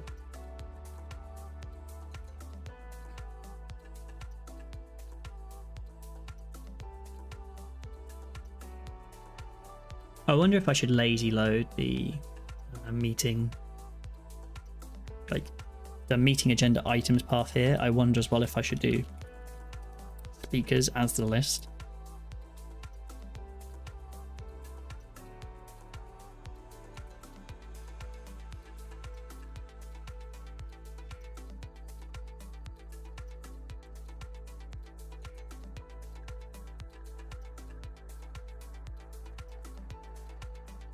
Okay, now if I go to transcription, it loads there. If I go on this one, it should also go there because there isn't transcription yet. And then with the transcript, I can go to /transcription and it loads. I need to figure out this route at some point as well. So I can go to meeting/show.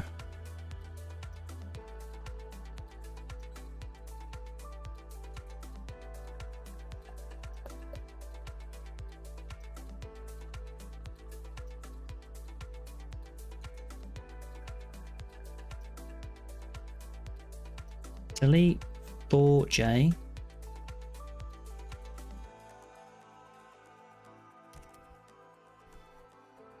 And delete 9J. No, that was too many. Delete 8J.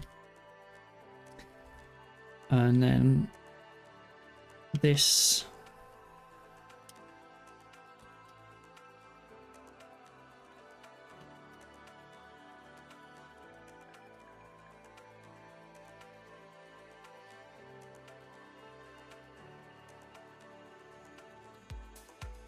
So in here, I've got like generate transcription. I guess I should really have like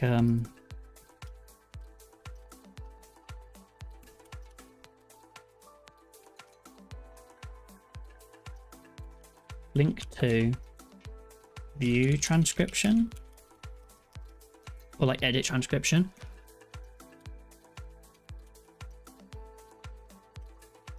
Okay, let's go. That now is the link to edit. But I don't need the edit in there because actually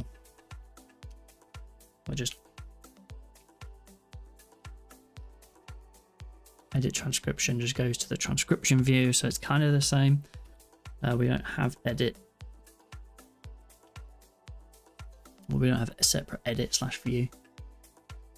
Cool. So we've got the transcription in here, which now means that actually a lot of the flow happens differently. So when I go to generate transcription, is that on my, no, I did it there. Transcription controller. That redirects to the meeting URL, but actually this can now meeting transcription URL. So now if I go, I mean, this will probably break, right? So if we go in meeting test2, choose a file, hello Cutie Pie, create recording, generate transcription. Okay. And we're taken to the transcription path. That's pretty sweet. Kind of happy with that. It cleans up some of these routes a little bit more. And then if I went to like test 2, like in here, my plan is to kind of organize this a little bit better and clean it up so you've kind of got the different sections, and maybe you can edit some of these things independently. And I also need to work out the view a little bit more. I don't particularly like, there's a few things that the navigation of what I've done here I'm a bit not sure on.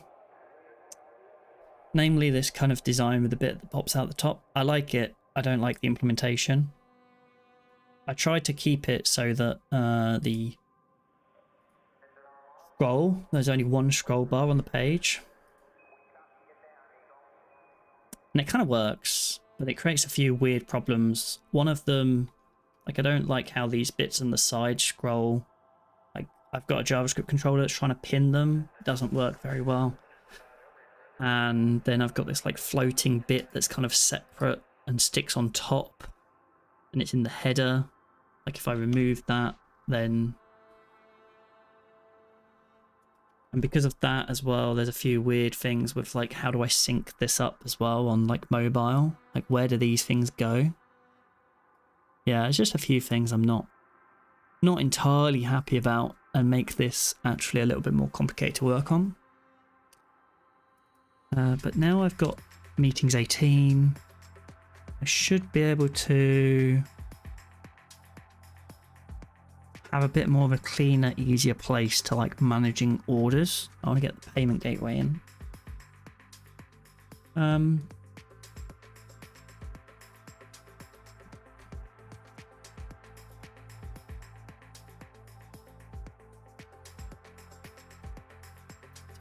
Transcription. Does this still work when I save? I see one error in my console. That's that.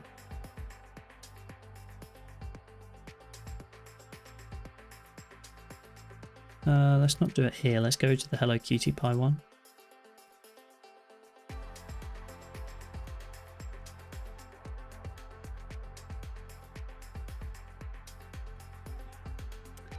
Of course. Transcription form.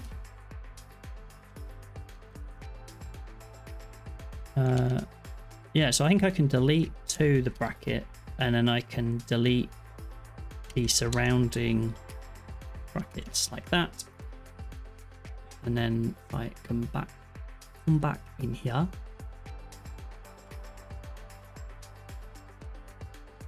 Where's the content gone, mate? Where's the content? The content's gone. Just delete it. We'll go back to this one. Edit. No, something wrong here.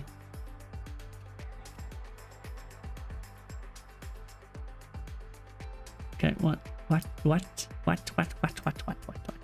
Okay, the content wasn't gone, the whole form. So in here, there's a form. It's going to meetings, okay, because now we're doing the meeting rather than... So that was right. But it shouldn't be putting .17 in the URL.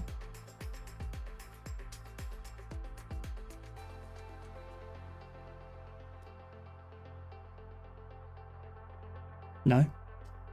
The URL really ought to be meeting transcription path, and then it should be that.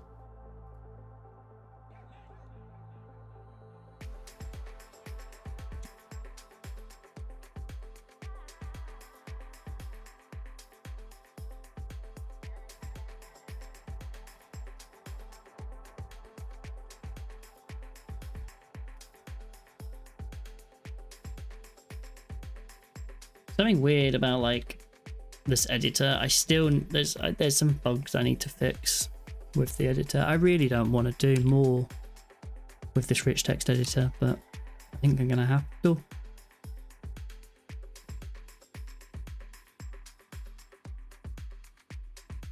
Yep.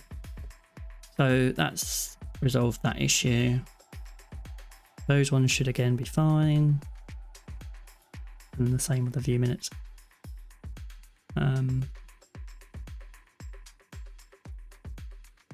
Edit transcription,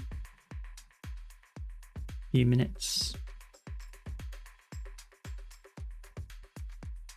Sweet. I guess what I want to get to here is like in here, like if there's minutes, I can show them. So if I went to like meeting show, I can then render the minutes out. So I could just do like render, I'll do equals render at meeting.minutes, and then if there are any, it will render them.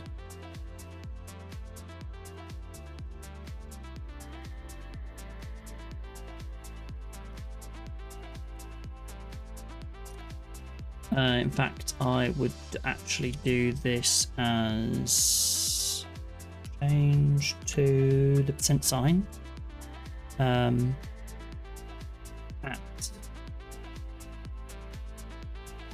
meeting.minutes.each do minutes. I don't think I need the equal sign there now. And then I can do the li, and then this would be render minutes. Does that work? Yeah. And then I can view. And then in here I can do like a little h2. Just say, hey, here's the minutes. Generated minutes, if there are any.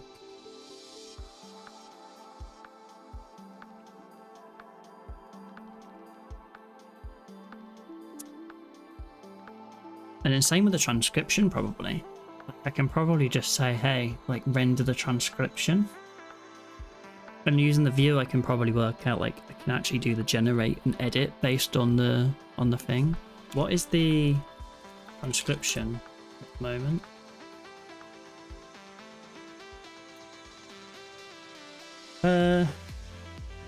Yeah.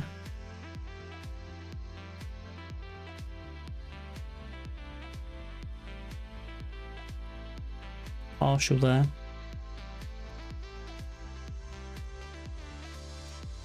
This is what it shows now, even for this, right? Generated minutes, there are none.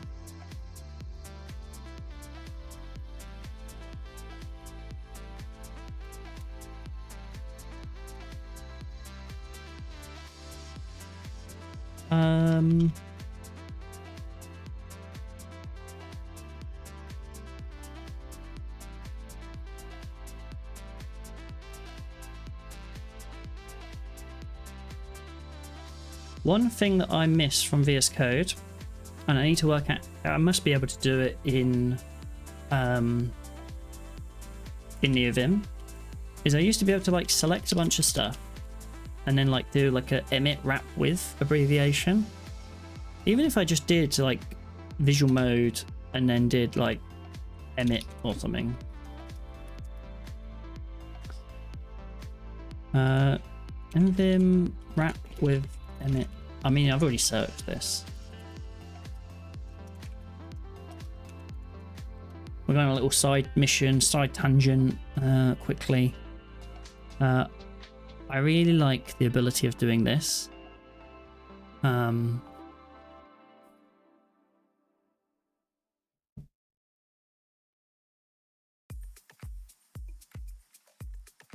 okay. And then it puts it in the last thing. I think for let's just do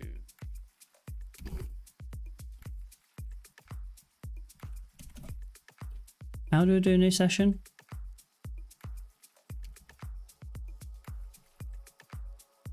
Too much cheating.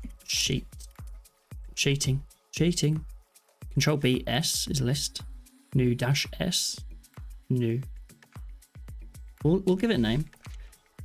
New dash S. That's right, isn't it? My session. New session. New session. And we're gonna call it nvim. Nvim. And then we'll cd z to nvim, and we will nvim everything in here. I think I'm using the emit language server for emit.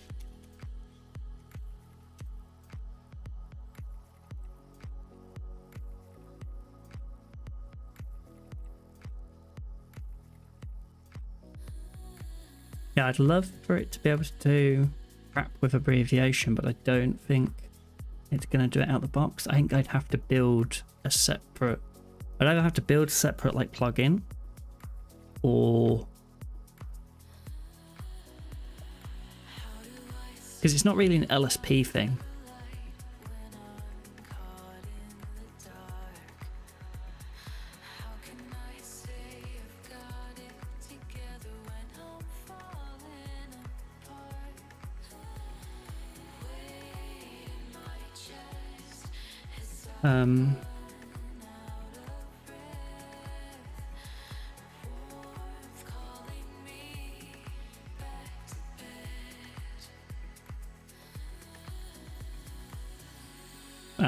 That's just the whole Vim thing.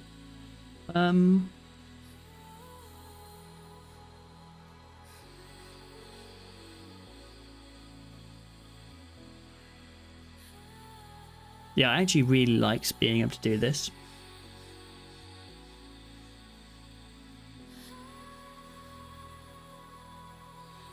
I guess it kind of is very much like surround, but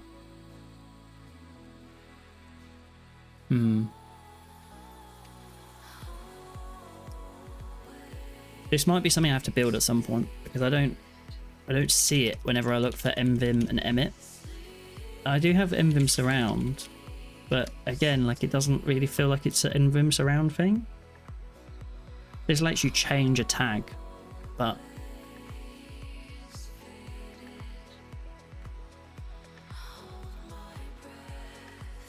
it would be cool if I could do YST, even though I hate the Y here to add, like, it feels so confusing. Add surrounding tag.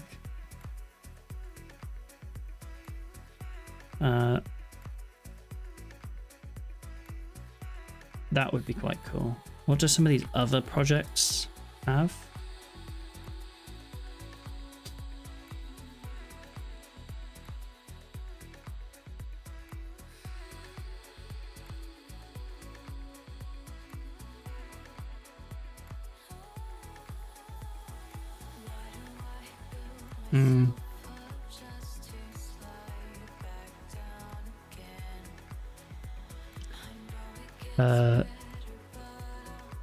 Let's try out visual mode. So that lets you do a whole like HTML,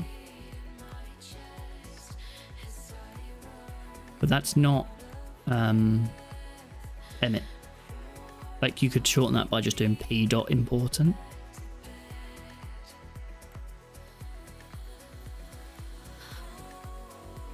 Visual mode, press capital V for otherwise line mode, for line wise visual mode.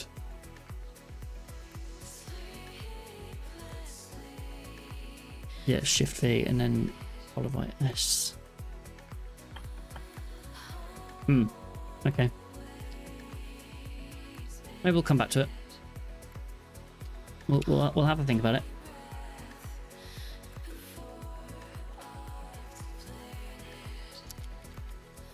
Now,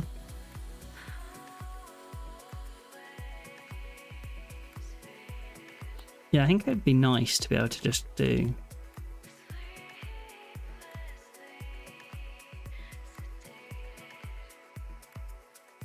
render the transcription and then it works out whether it needs to generate or not.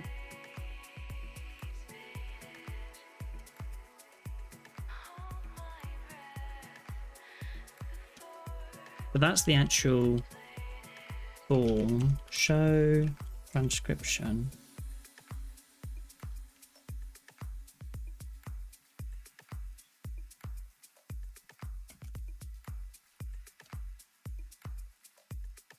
I think actually I probably should take this and yank that.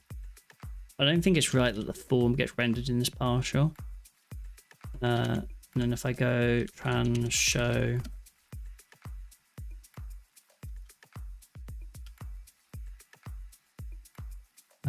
space EF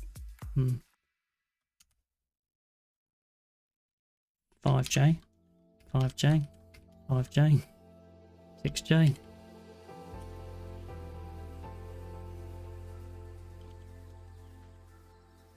And then in here, at transcription, at transcription, at transcription.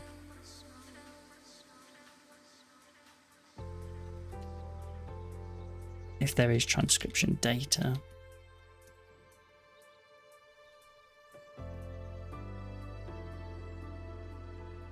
And then if I just check in here, no, not that page, not that page. We can edit the transcription. Still looks okay. And then if we go to underscore transcription, what we'll do in here is we will do a if transcription present. Well, in order to render this, there has to be a transcription, right?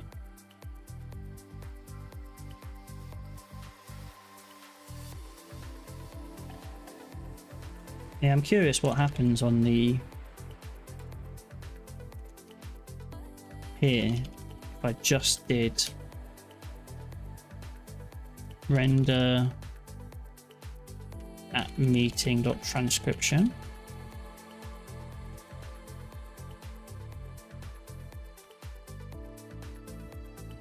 Obviously that's the whole thing because that exists, but like what if there is no transcription? It's just like it's null.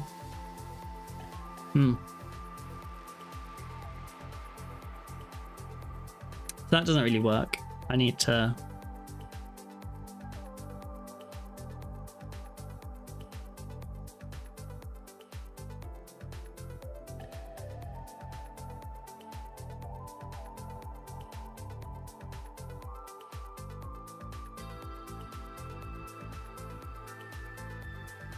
I mean, this doesn't like it's probably not worth worrying too much about this specific flow here because actually I need to think about the flow anyway.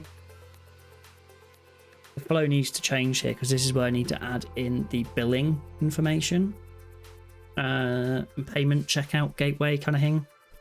So I need to do that. We are going to take an ad break momentarily. I'm going to go grab a water as well.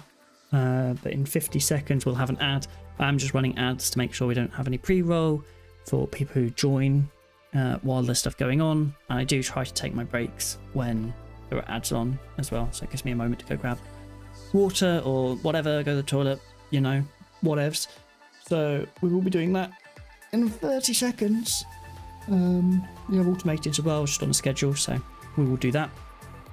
And then when I get back, maybe we'll jump into Miro and figure out what the flow is here, because that's probably the bit that I'm struggling on now, and I need to spend some time mapping it out rather than just rambling in the code base. So let's get to that, and I can't see if I'm here or not because it's there. Yeah, it's fine. Right, see you in a moment. Be right back.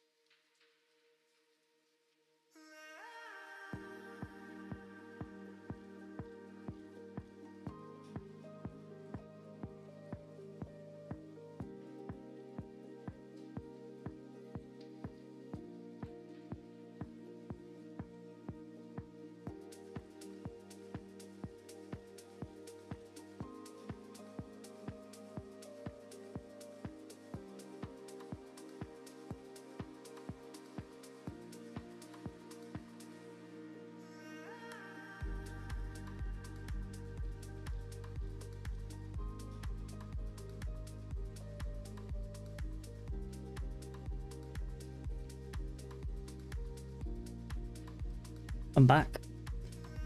Looks like we're halfway through the ad break, but sometimes people don't always get full amount of ads.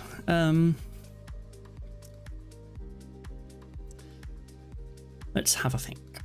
So what have we got going on here? We kind of got a whole bunch of stuff going on. There's like recording of the meeting up there. There's audio tag.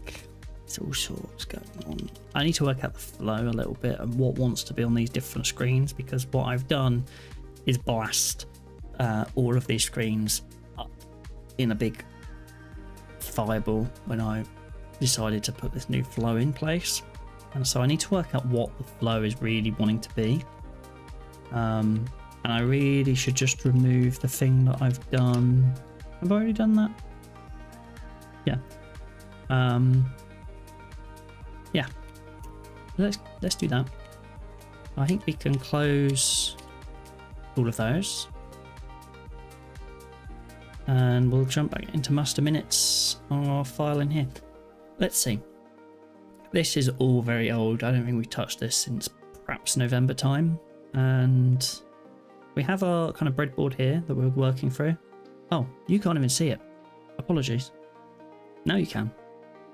Anyway, no problem. Not had much on show anyway. And it looks like the ads are coming to an end as well. So that hopefully that means anyone who's with us will be joining with us if they haven't already. So we just jumped back into Miro here, and now I'm trying to work out what the breadboarding situation should be. We've not touched this file since November, so there's a lot of stuff that actually just doesn't make sense anymore. We have these things in our database, but actually most part, like this, we kind of got rid of, you know? We kind of just said, you know what, we don't need that. So we kind of have this. I don't think we even have transcription speaker. I think we just have speaker. Oh, we have speaker, and then we have like participant.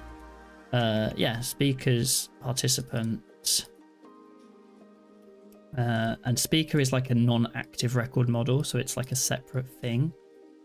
But these other things like agenda point was actually became agenda item. So mostly this holds up. A meeting has many participants, has many agenda items, has one recording which has one transcription. The speaker has one participant, and this is kind of an active record model, which has like some sort of like relationship to a transcription, but actually it belongs to the meeting, and through these things it can access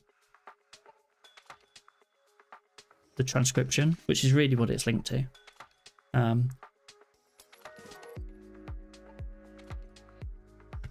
There's a speaker in a meeting, so, but it's kind of dependent on the transcription.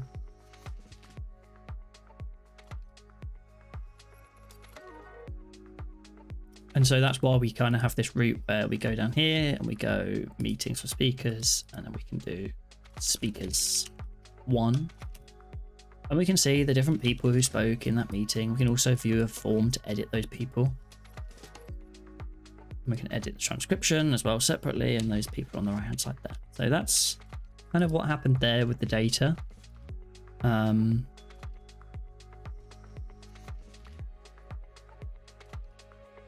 Yeah, that's, I guess, more updated to what we ended up with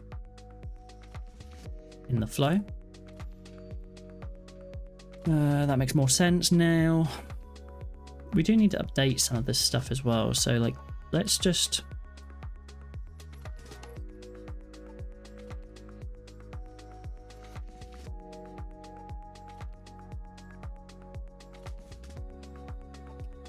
copy this.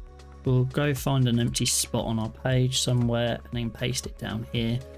Fine. So now what we're going to do is we're going to take the upload recording, and actually there's another page before that. So let's go over here. We have a meetings page where we have a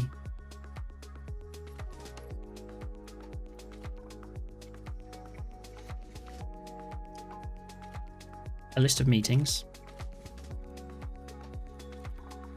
I like to do this thing where I do like ... like a spread operator for partials. And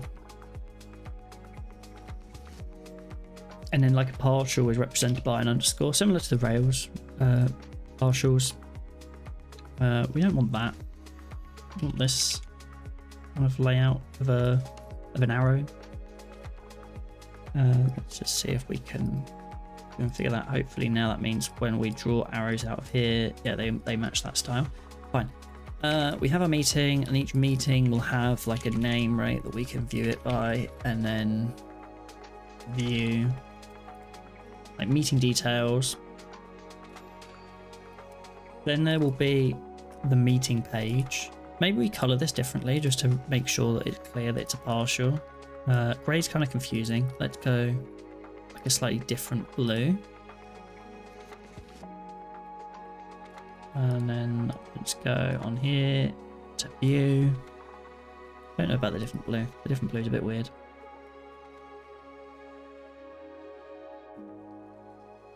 Can't find a green. No.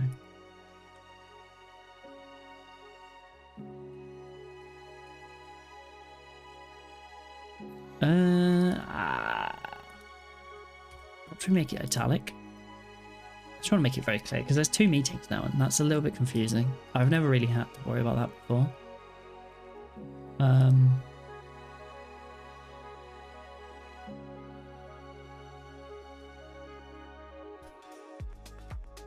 No, what? Never mind. We'll deal with it. So we've got our meetings. We've got a meeting in here. We have a view, and then in here we'll have some sort of flow. So at some point we have like this upload flow, right? Agenda, like transcription, like there's a bunch of stuff. And actually I kind of don't worry too much about this right now. What I'm mostly really interested about is like the create meeting, add to meeting flow in here. So like what happens here when we create a meeting, we go like new meeting. We've got to give it a name.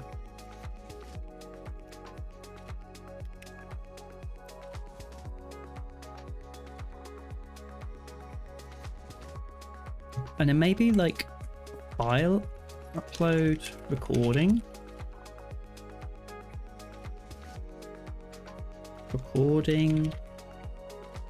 attach recording, and then perhaps once you've attached the recording, it then goes payment. Like perhaps this is one form, right? And it's like you're kind of going through the form and it's building up the meeting as you go.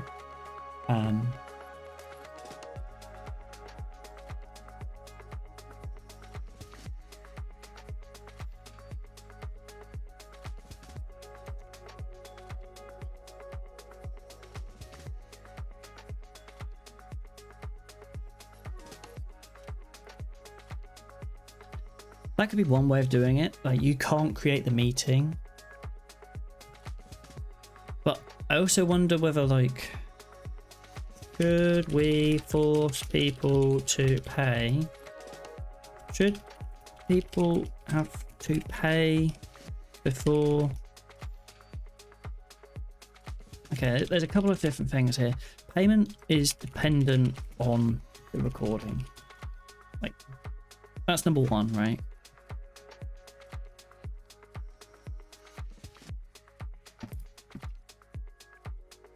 The payment's dependent on the recording, and that's because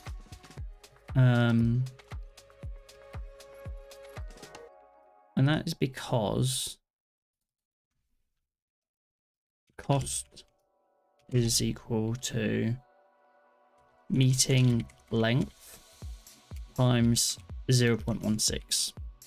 That's going to be what we're going to charge for access to this tool. Which means that, like, can you use the tool before making payment?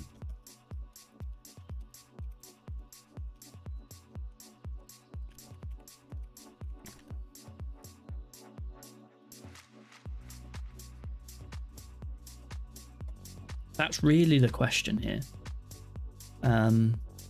In the flow, like without the recording, we've essentially built a simple agenda building tool.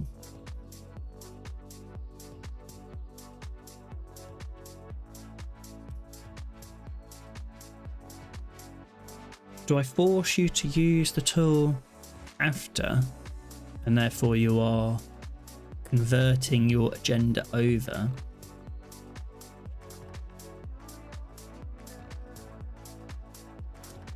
I don't know.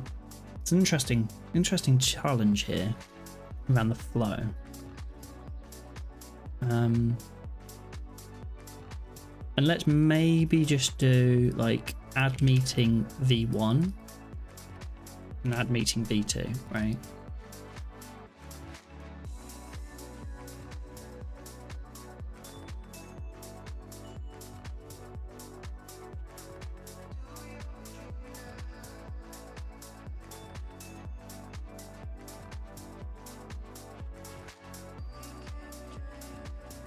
What's going on here? Why is there like chaos happening?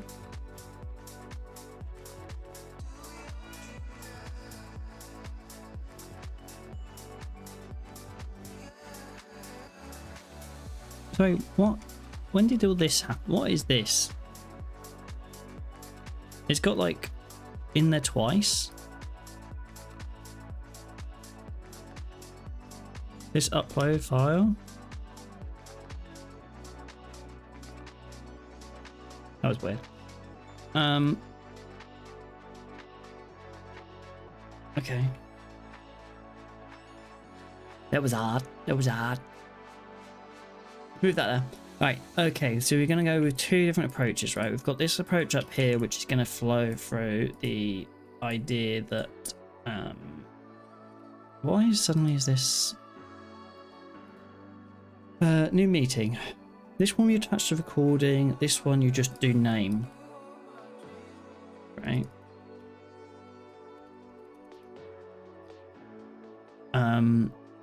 After you create the meeting... I guess like actually in the flow here, like let's just make a decision based on date of meeting. Might be in the past, might be in the future, might be not known. Basically we want to know, has the meeting happened, or is it scheduled, or is it like unknown? There's kind of a whole bunch of complexity in this. Like date of meeting has a lot of stuff wrapped up in it. Really, I guess like we need to simplify this because it might have happened, but you don't know when it happened. In which case, it's a bit weird to be using the tool. You should know when it happened.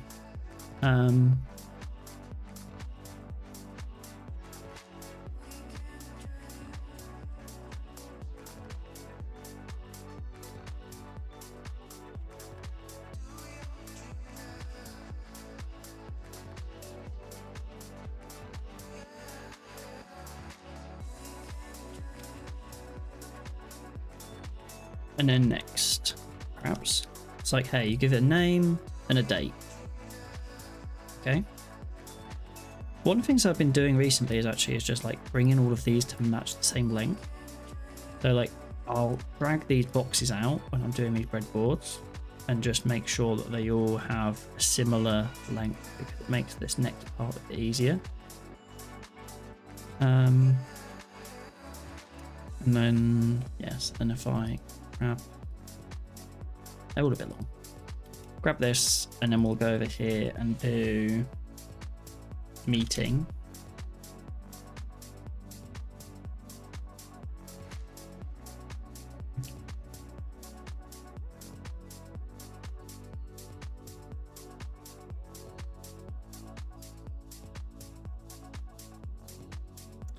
There's kind of a flow here, right? Like one of them is next.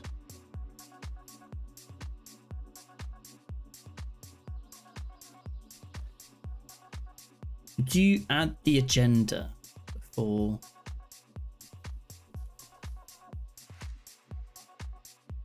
I think adding the agenda is optional. So really we just want to get you into the flow as quickly as possible and have a maximum value. So after creating here, you're probably going to future past meeting, or you're going to future meeting.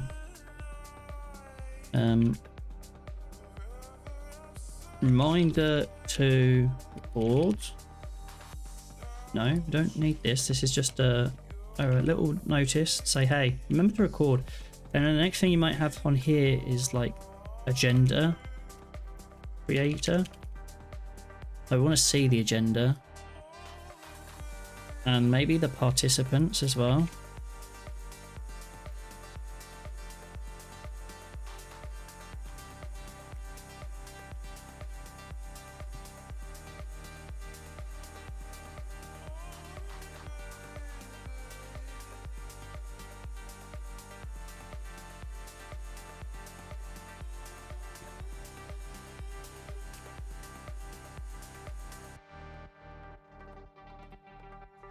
Upload recording.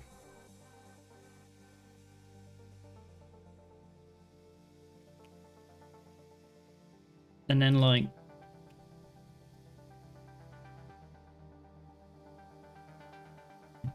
place order. Check out flow.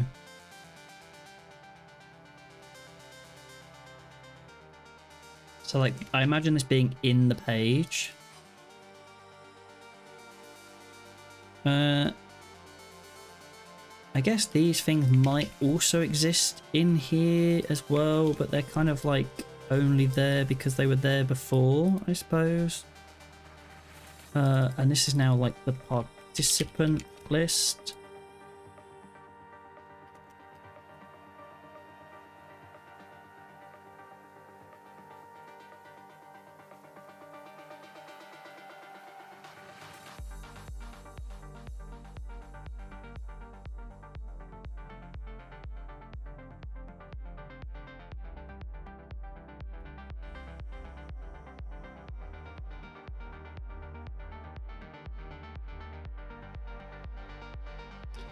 think this needs to dip underneath, and then like this might also have like a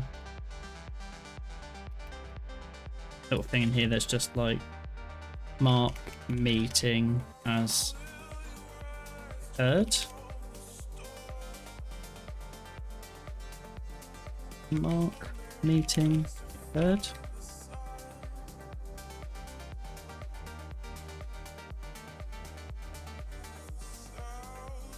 Then when you do that, it now becomes a past meeting. Perhaps that makes sense.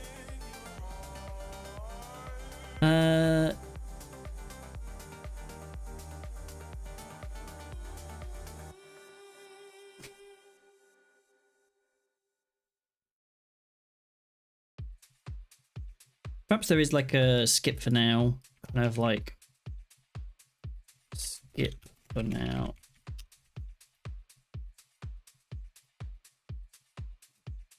Like kind of cop out button just if you want to use the agenda builder for free.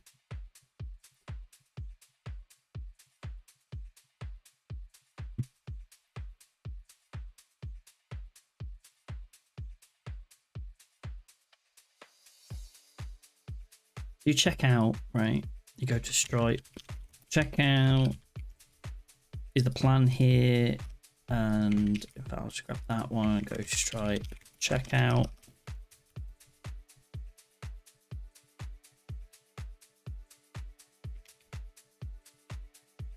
There's some credit card fields, pay.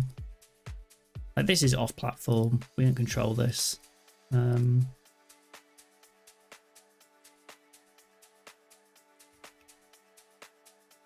then we're back on our platform. Transcription status, perhaps, like.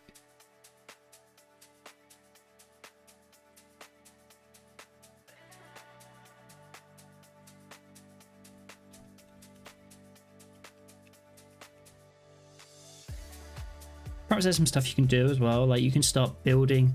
It makes sense to build your agenda out if you haven't already while it's transcribing.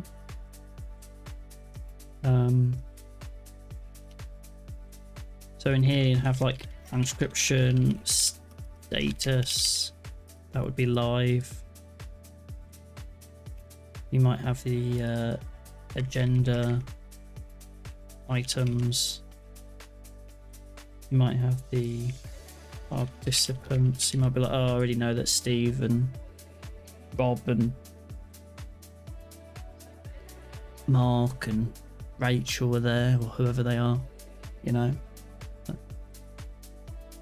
And then at some point, transcription status like changes, and then you go into the transcription editor.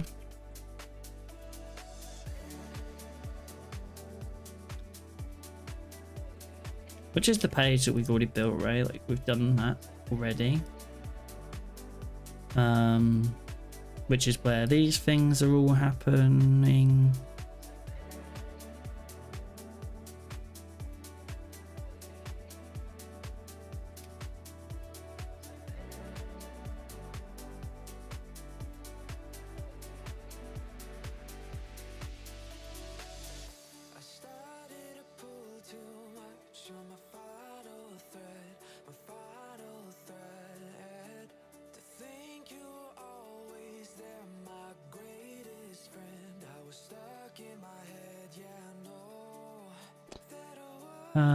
Yeah, and we'll do, oh, not there, this one, fine. I'm still not really sure about the flow here, like,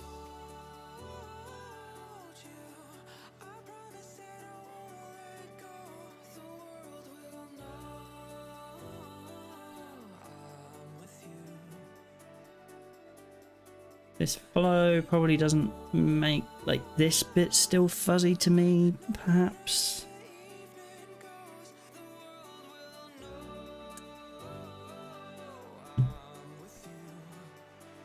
I don't know if I need this. I think actually where I started to go was quite interesting. And this idea of like the meeting have happened or not is also like something that maybe is important.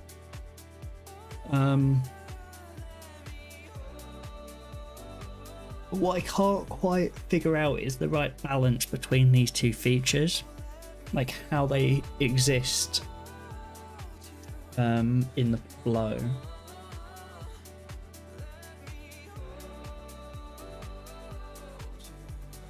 And I think it is because there's a difference.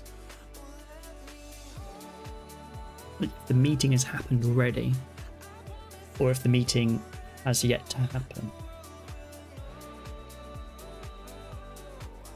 And I've already started trying to use it in a couple of ways where I'm like, okay, I already know a meeting is happening.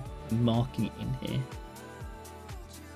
I can then set notifications, reminders to say, hey, record the meeting. Like, I think date of meeting, being in on the meeting, probably quite important.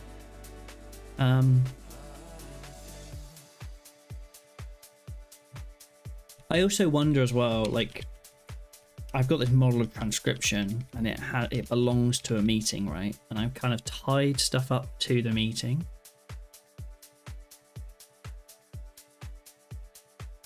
I wonder if I probably should have tied it to the transcription, like the speakers, for example.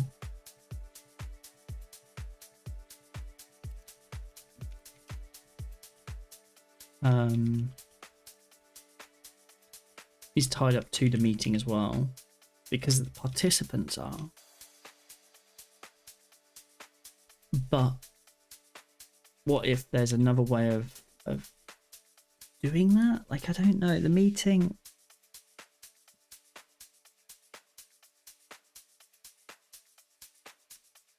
Like the transcription is.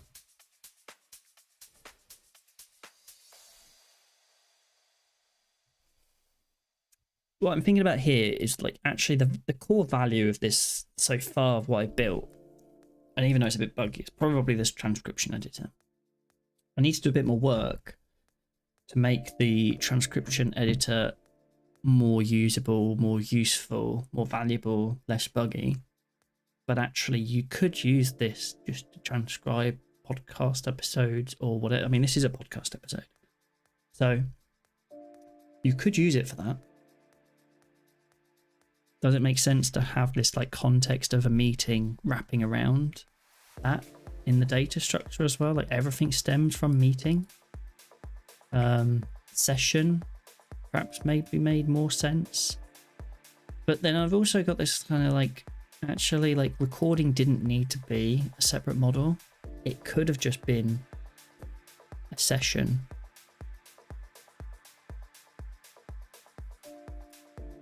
So at some point we maybe think about renaming some of this. Like, let's just take this and do a version of this over here. We're not beer back, go away. What if we just called this session? And the recording,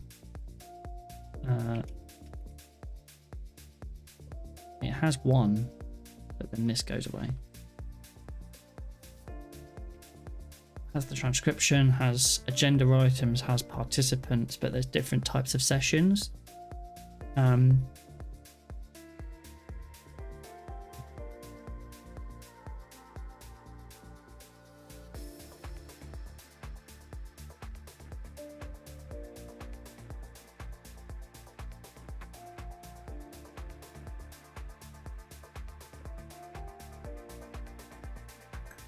One of the complexities,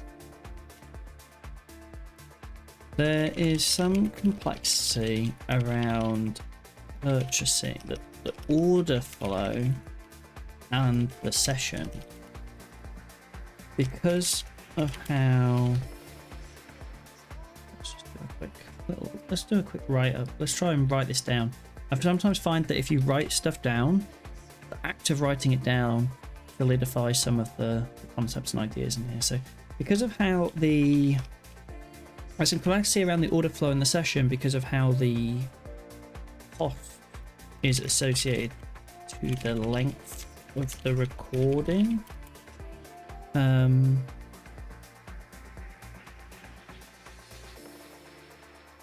you order a transcription, and maybe the transcriptions really should have been has many. You order a transcription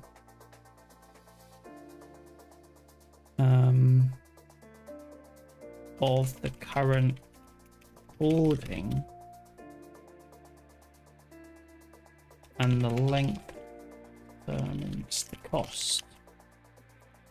Did you order?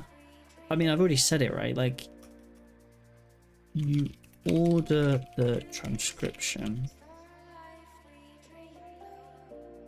The other bit that's in here that I've not actually captured as well is minutes.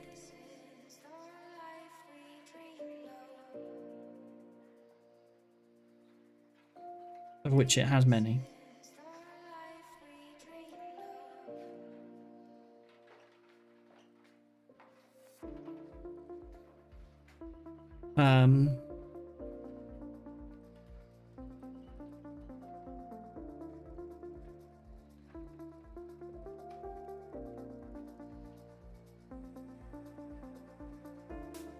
But now here's where it gets also complicated. You ordered the transcription, but then you got minutes for free.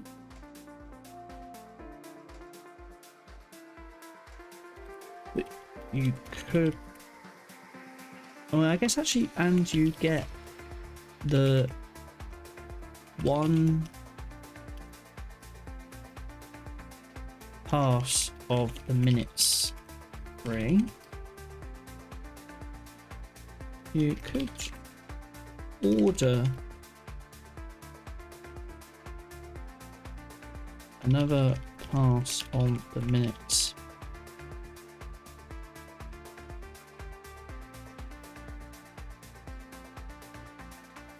Like maybe there's a pricing model there around you order the transcription, you get a pass of the minutes for free, but then subsequent passes require an order.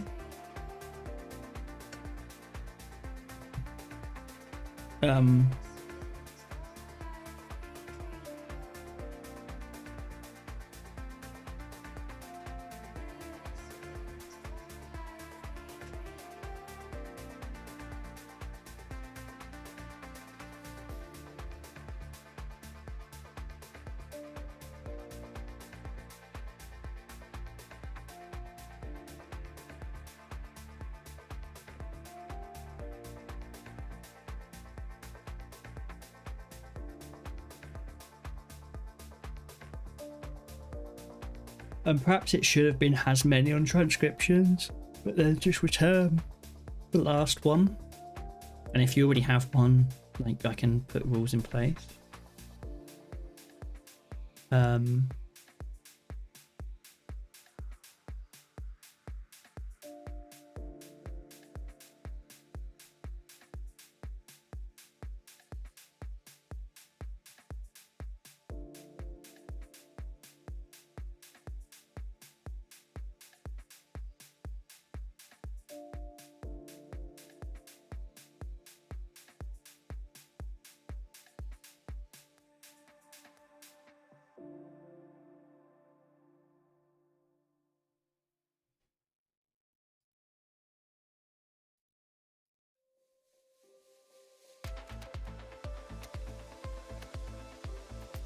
Does that mean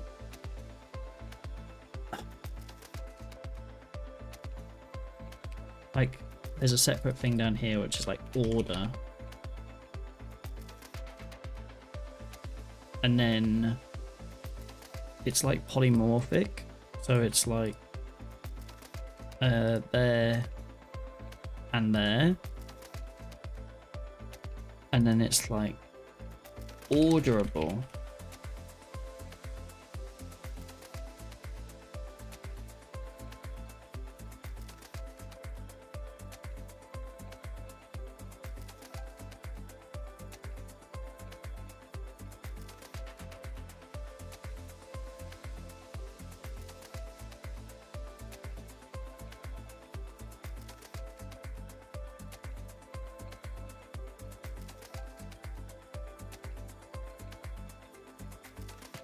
You're ordering this transcription within this session.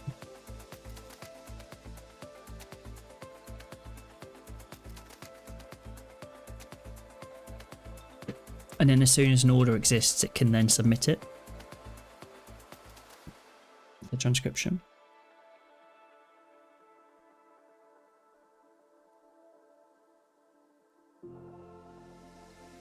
Like a order that is that's closed. Like maybe there's a status on the order.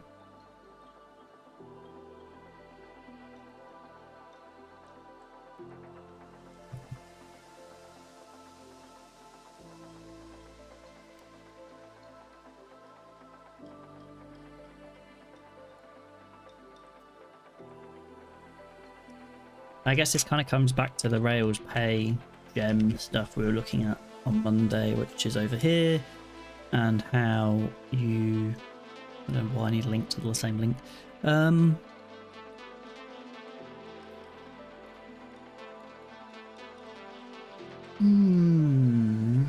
What are we doing in here? Customizing models. Yeah, I could customize the charge. So there's like a charge...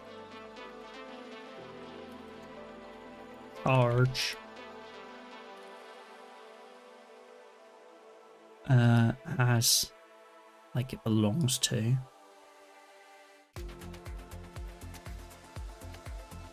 Charge belongs to an order.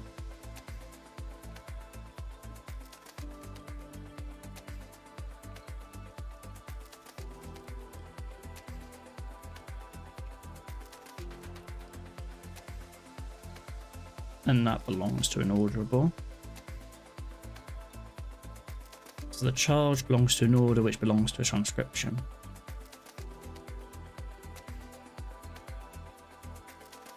Or like I don't know which way around, maybe the order. Yeah, if it belongs to, it means that this has the order ID on it, right? And this has the orderable ID on it.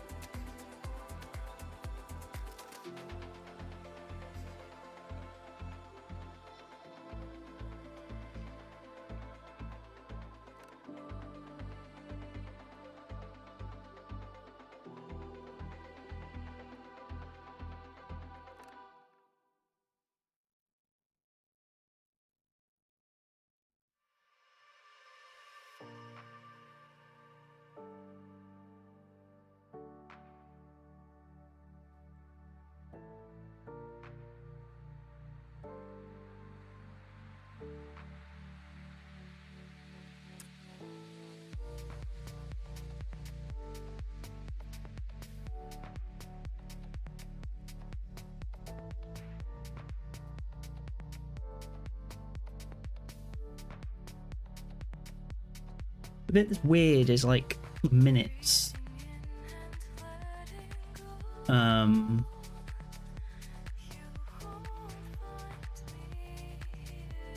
I create the minutes,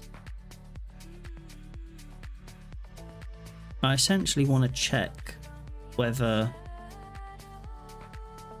if the order,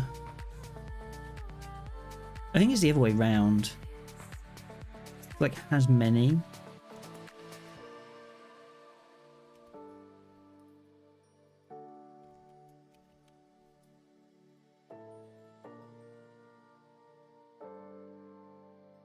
The order, you in a single order.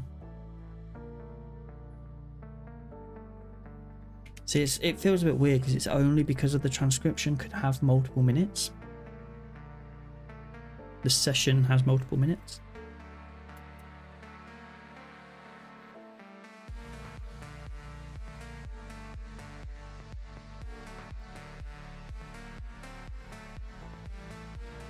I mean, really, the flow should be simple. Like, the flow should be... You go in, you upload your recording. Not sure why I've got it twice. Okay. You upload your recording, you check out, you pay, you see the status, and then you watch.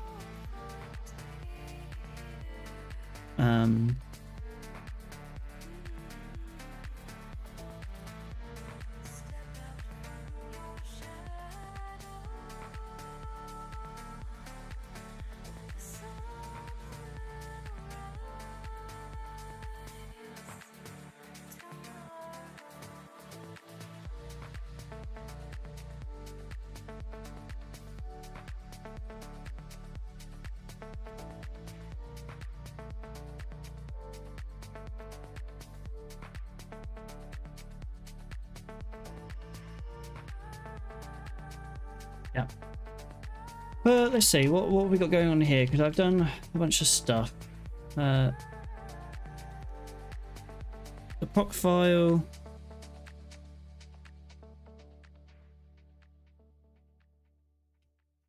Shouldn't have really changed. I don't know why it's changed. What's changed?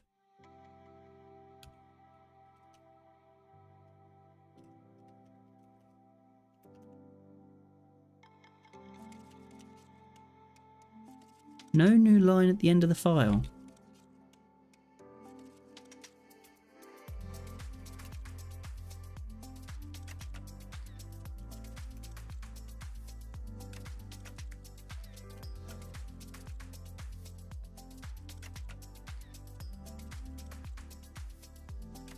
I don't know. I don't know what's going on with that prop. Why is it different? There's nothing different about that file.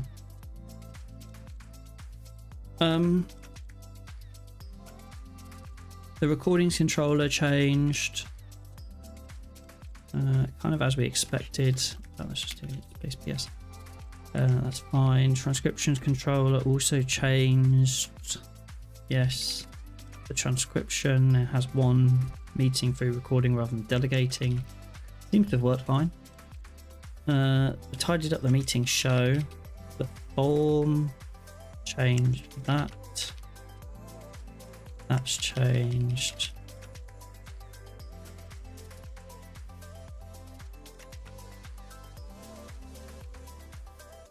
The routes changed. I should try and tidy up 2J.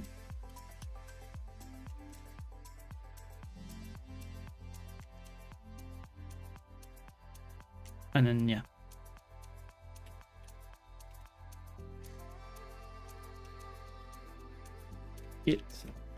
So I can just do CC, can't I? And then I can do it in here. I can do factor.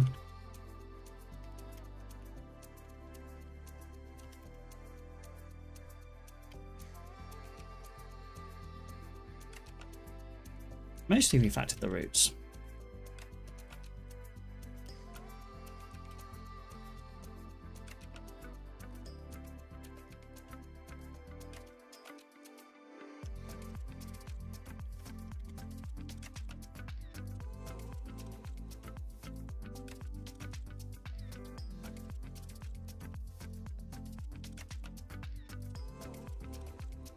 Yeah, I don't know what the deal was with that prop file. What did my close in bin?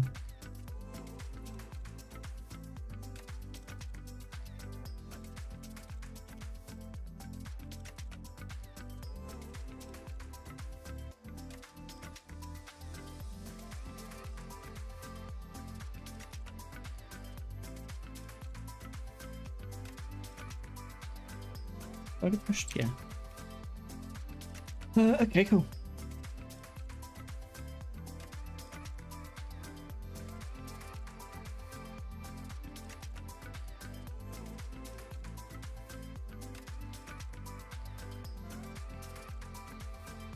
Well, I think we're coming on up to about 3 hours. I'm going to have to call it there, I think, for today. I'm going to keep thinking about this. I'm still not quite sure on this flow. I think we're getting somewhere. This idea of having the date of the next meeting in there definitely feels like it's somewhere, it's the right direction. And the checkout flow feels like it's in the right place. I'm not sure yet around, like, there might be some data structure changes we still need to do. I'm kind of cautious on some of that, but also I think it might make some of this a little bit simpler. The other thing that we kind of have as well, which we didn't add in here now, is like, if I go to the one which is probably more accurate to what we have right now, which is this one, where we have the minutes and we have a line going there. Has many. The other bit that we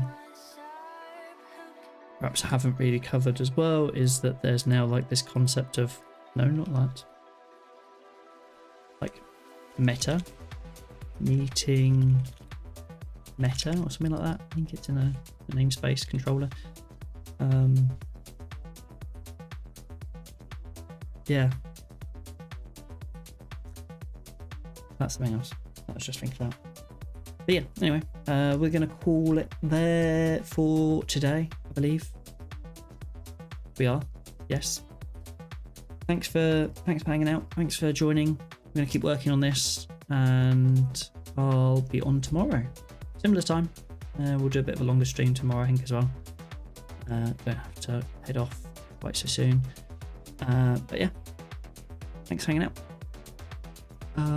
See you. I always try to leave on some screen like this, but hey, I don't know why. See you tomorrow. Bye.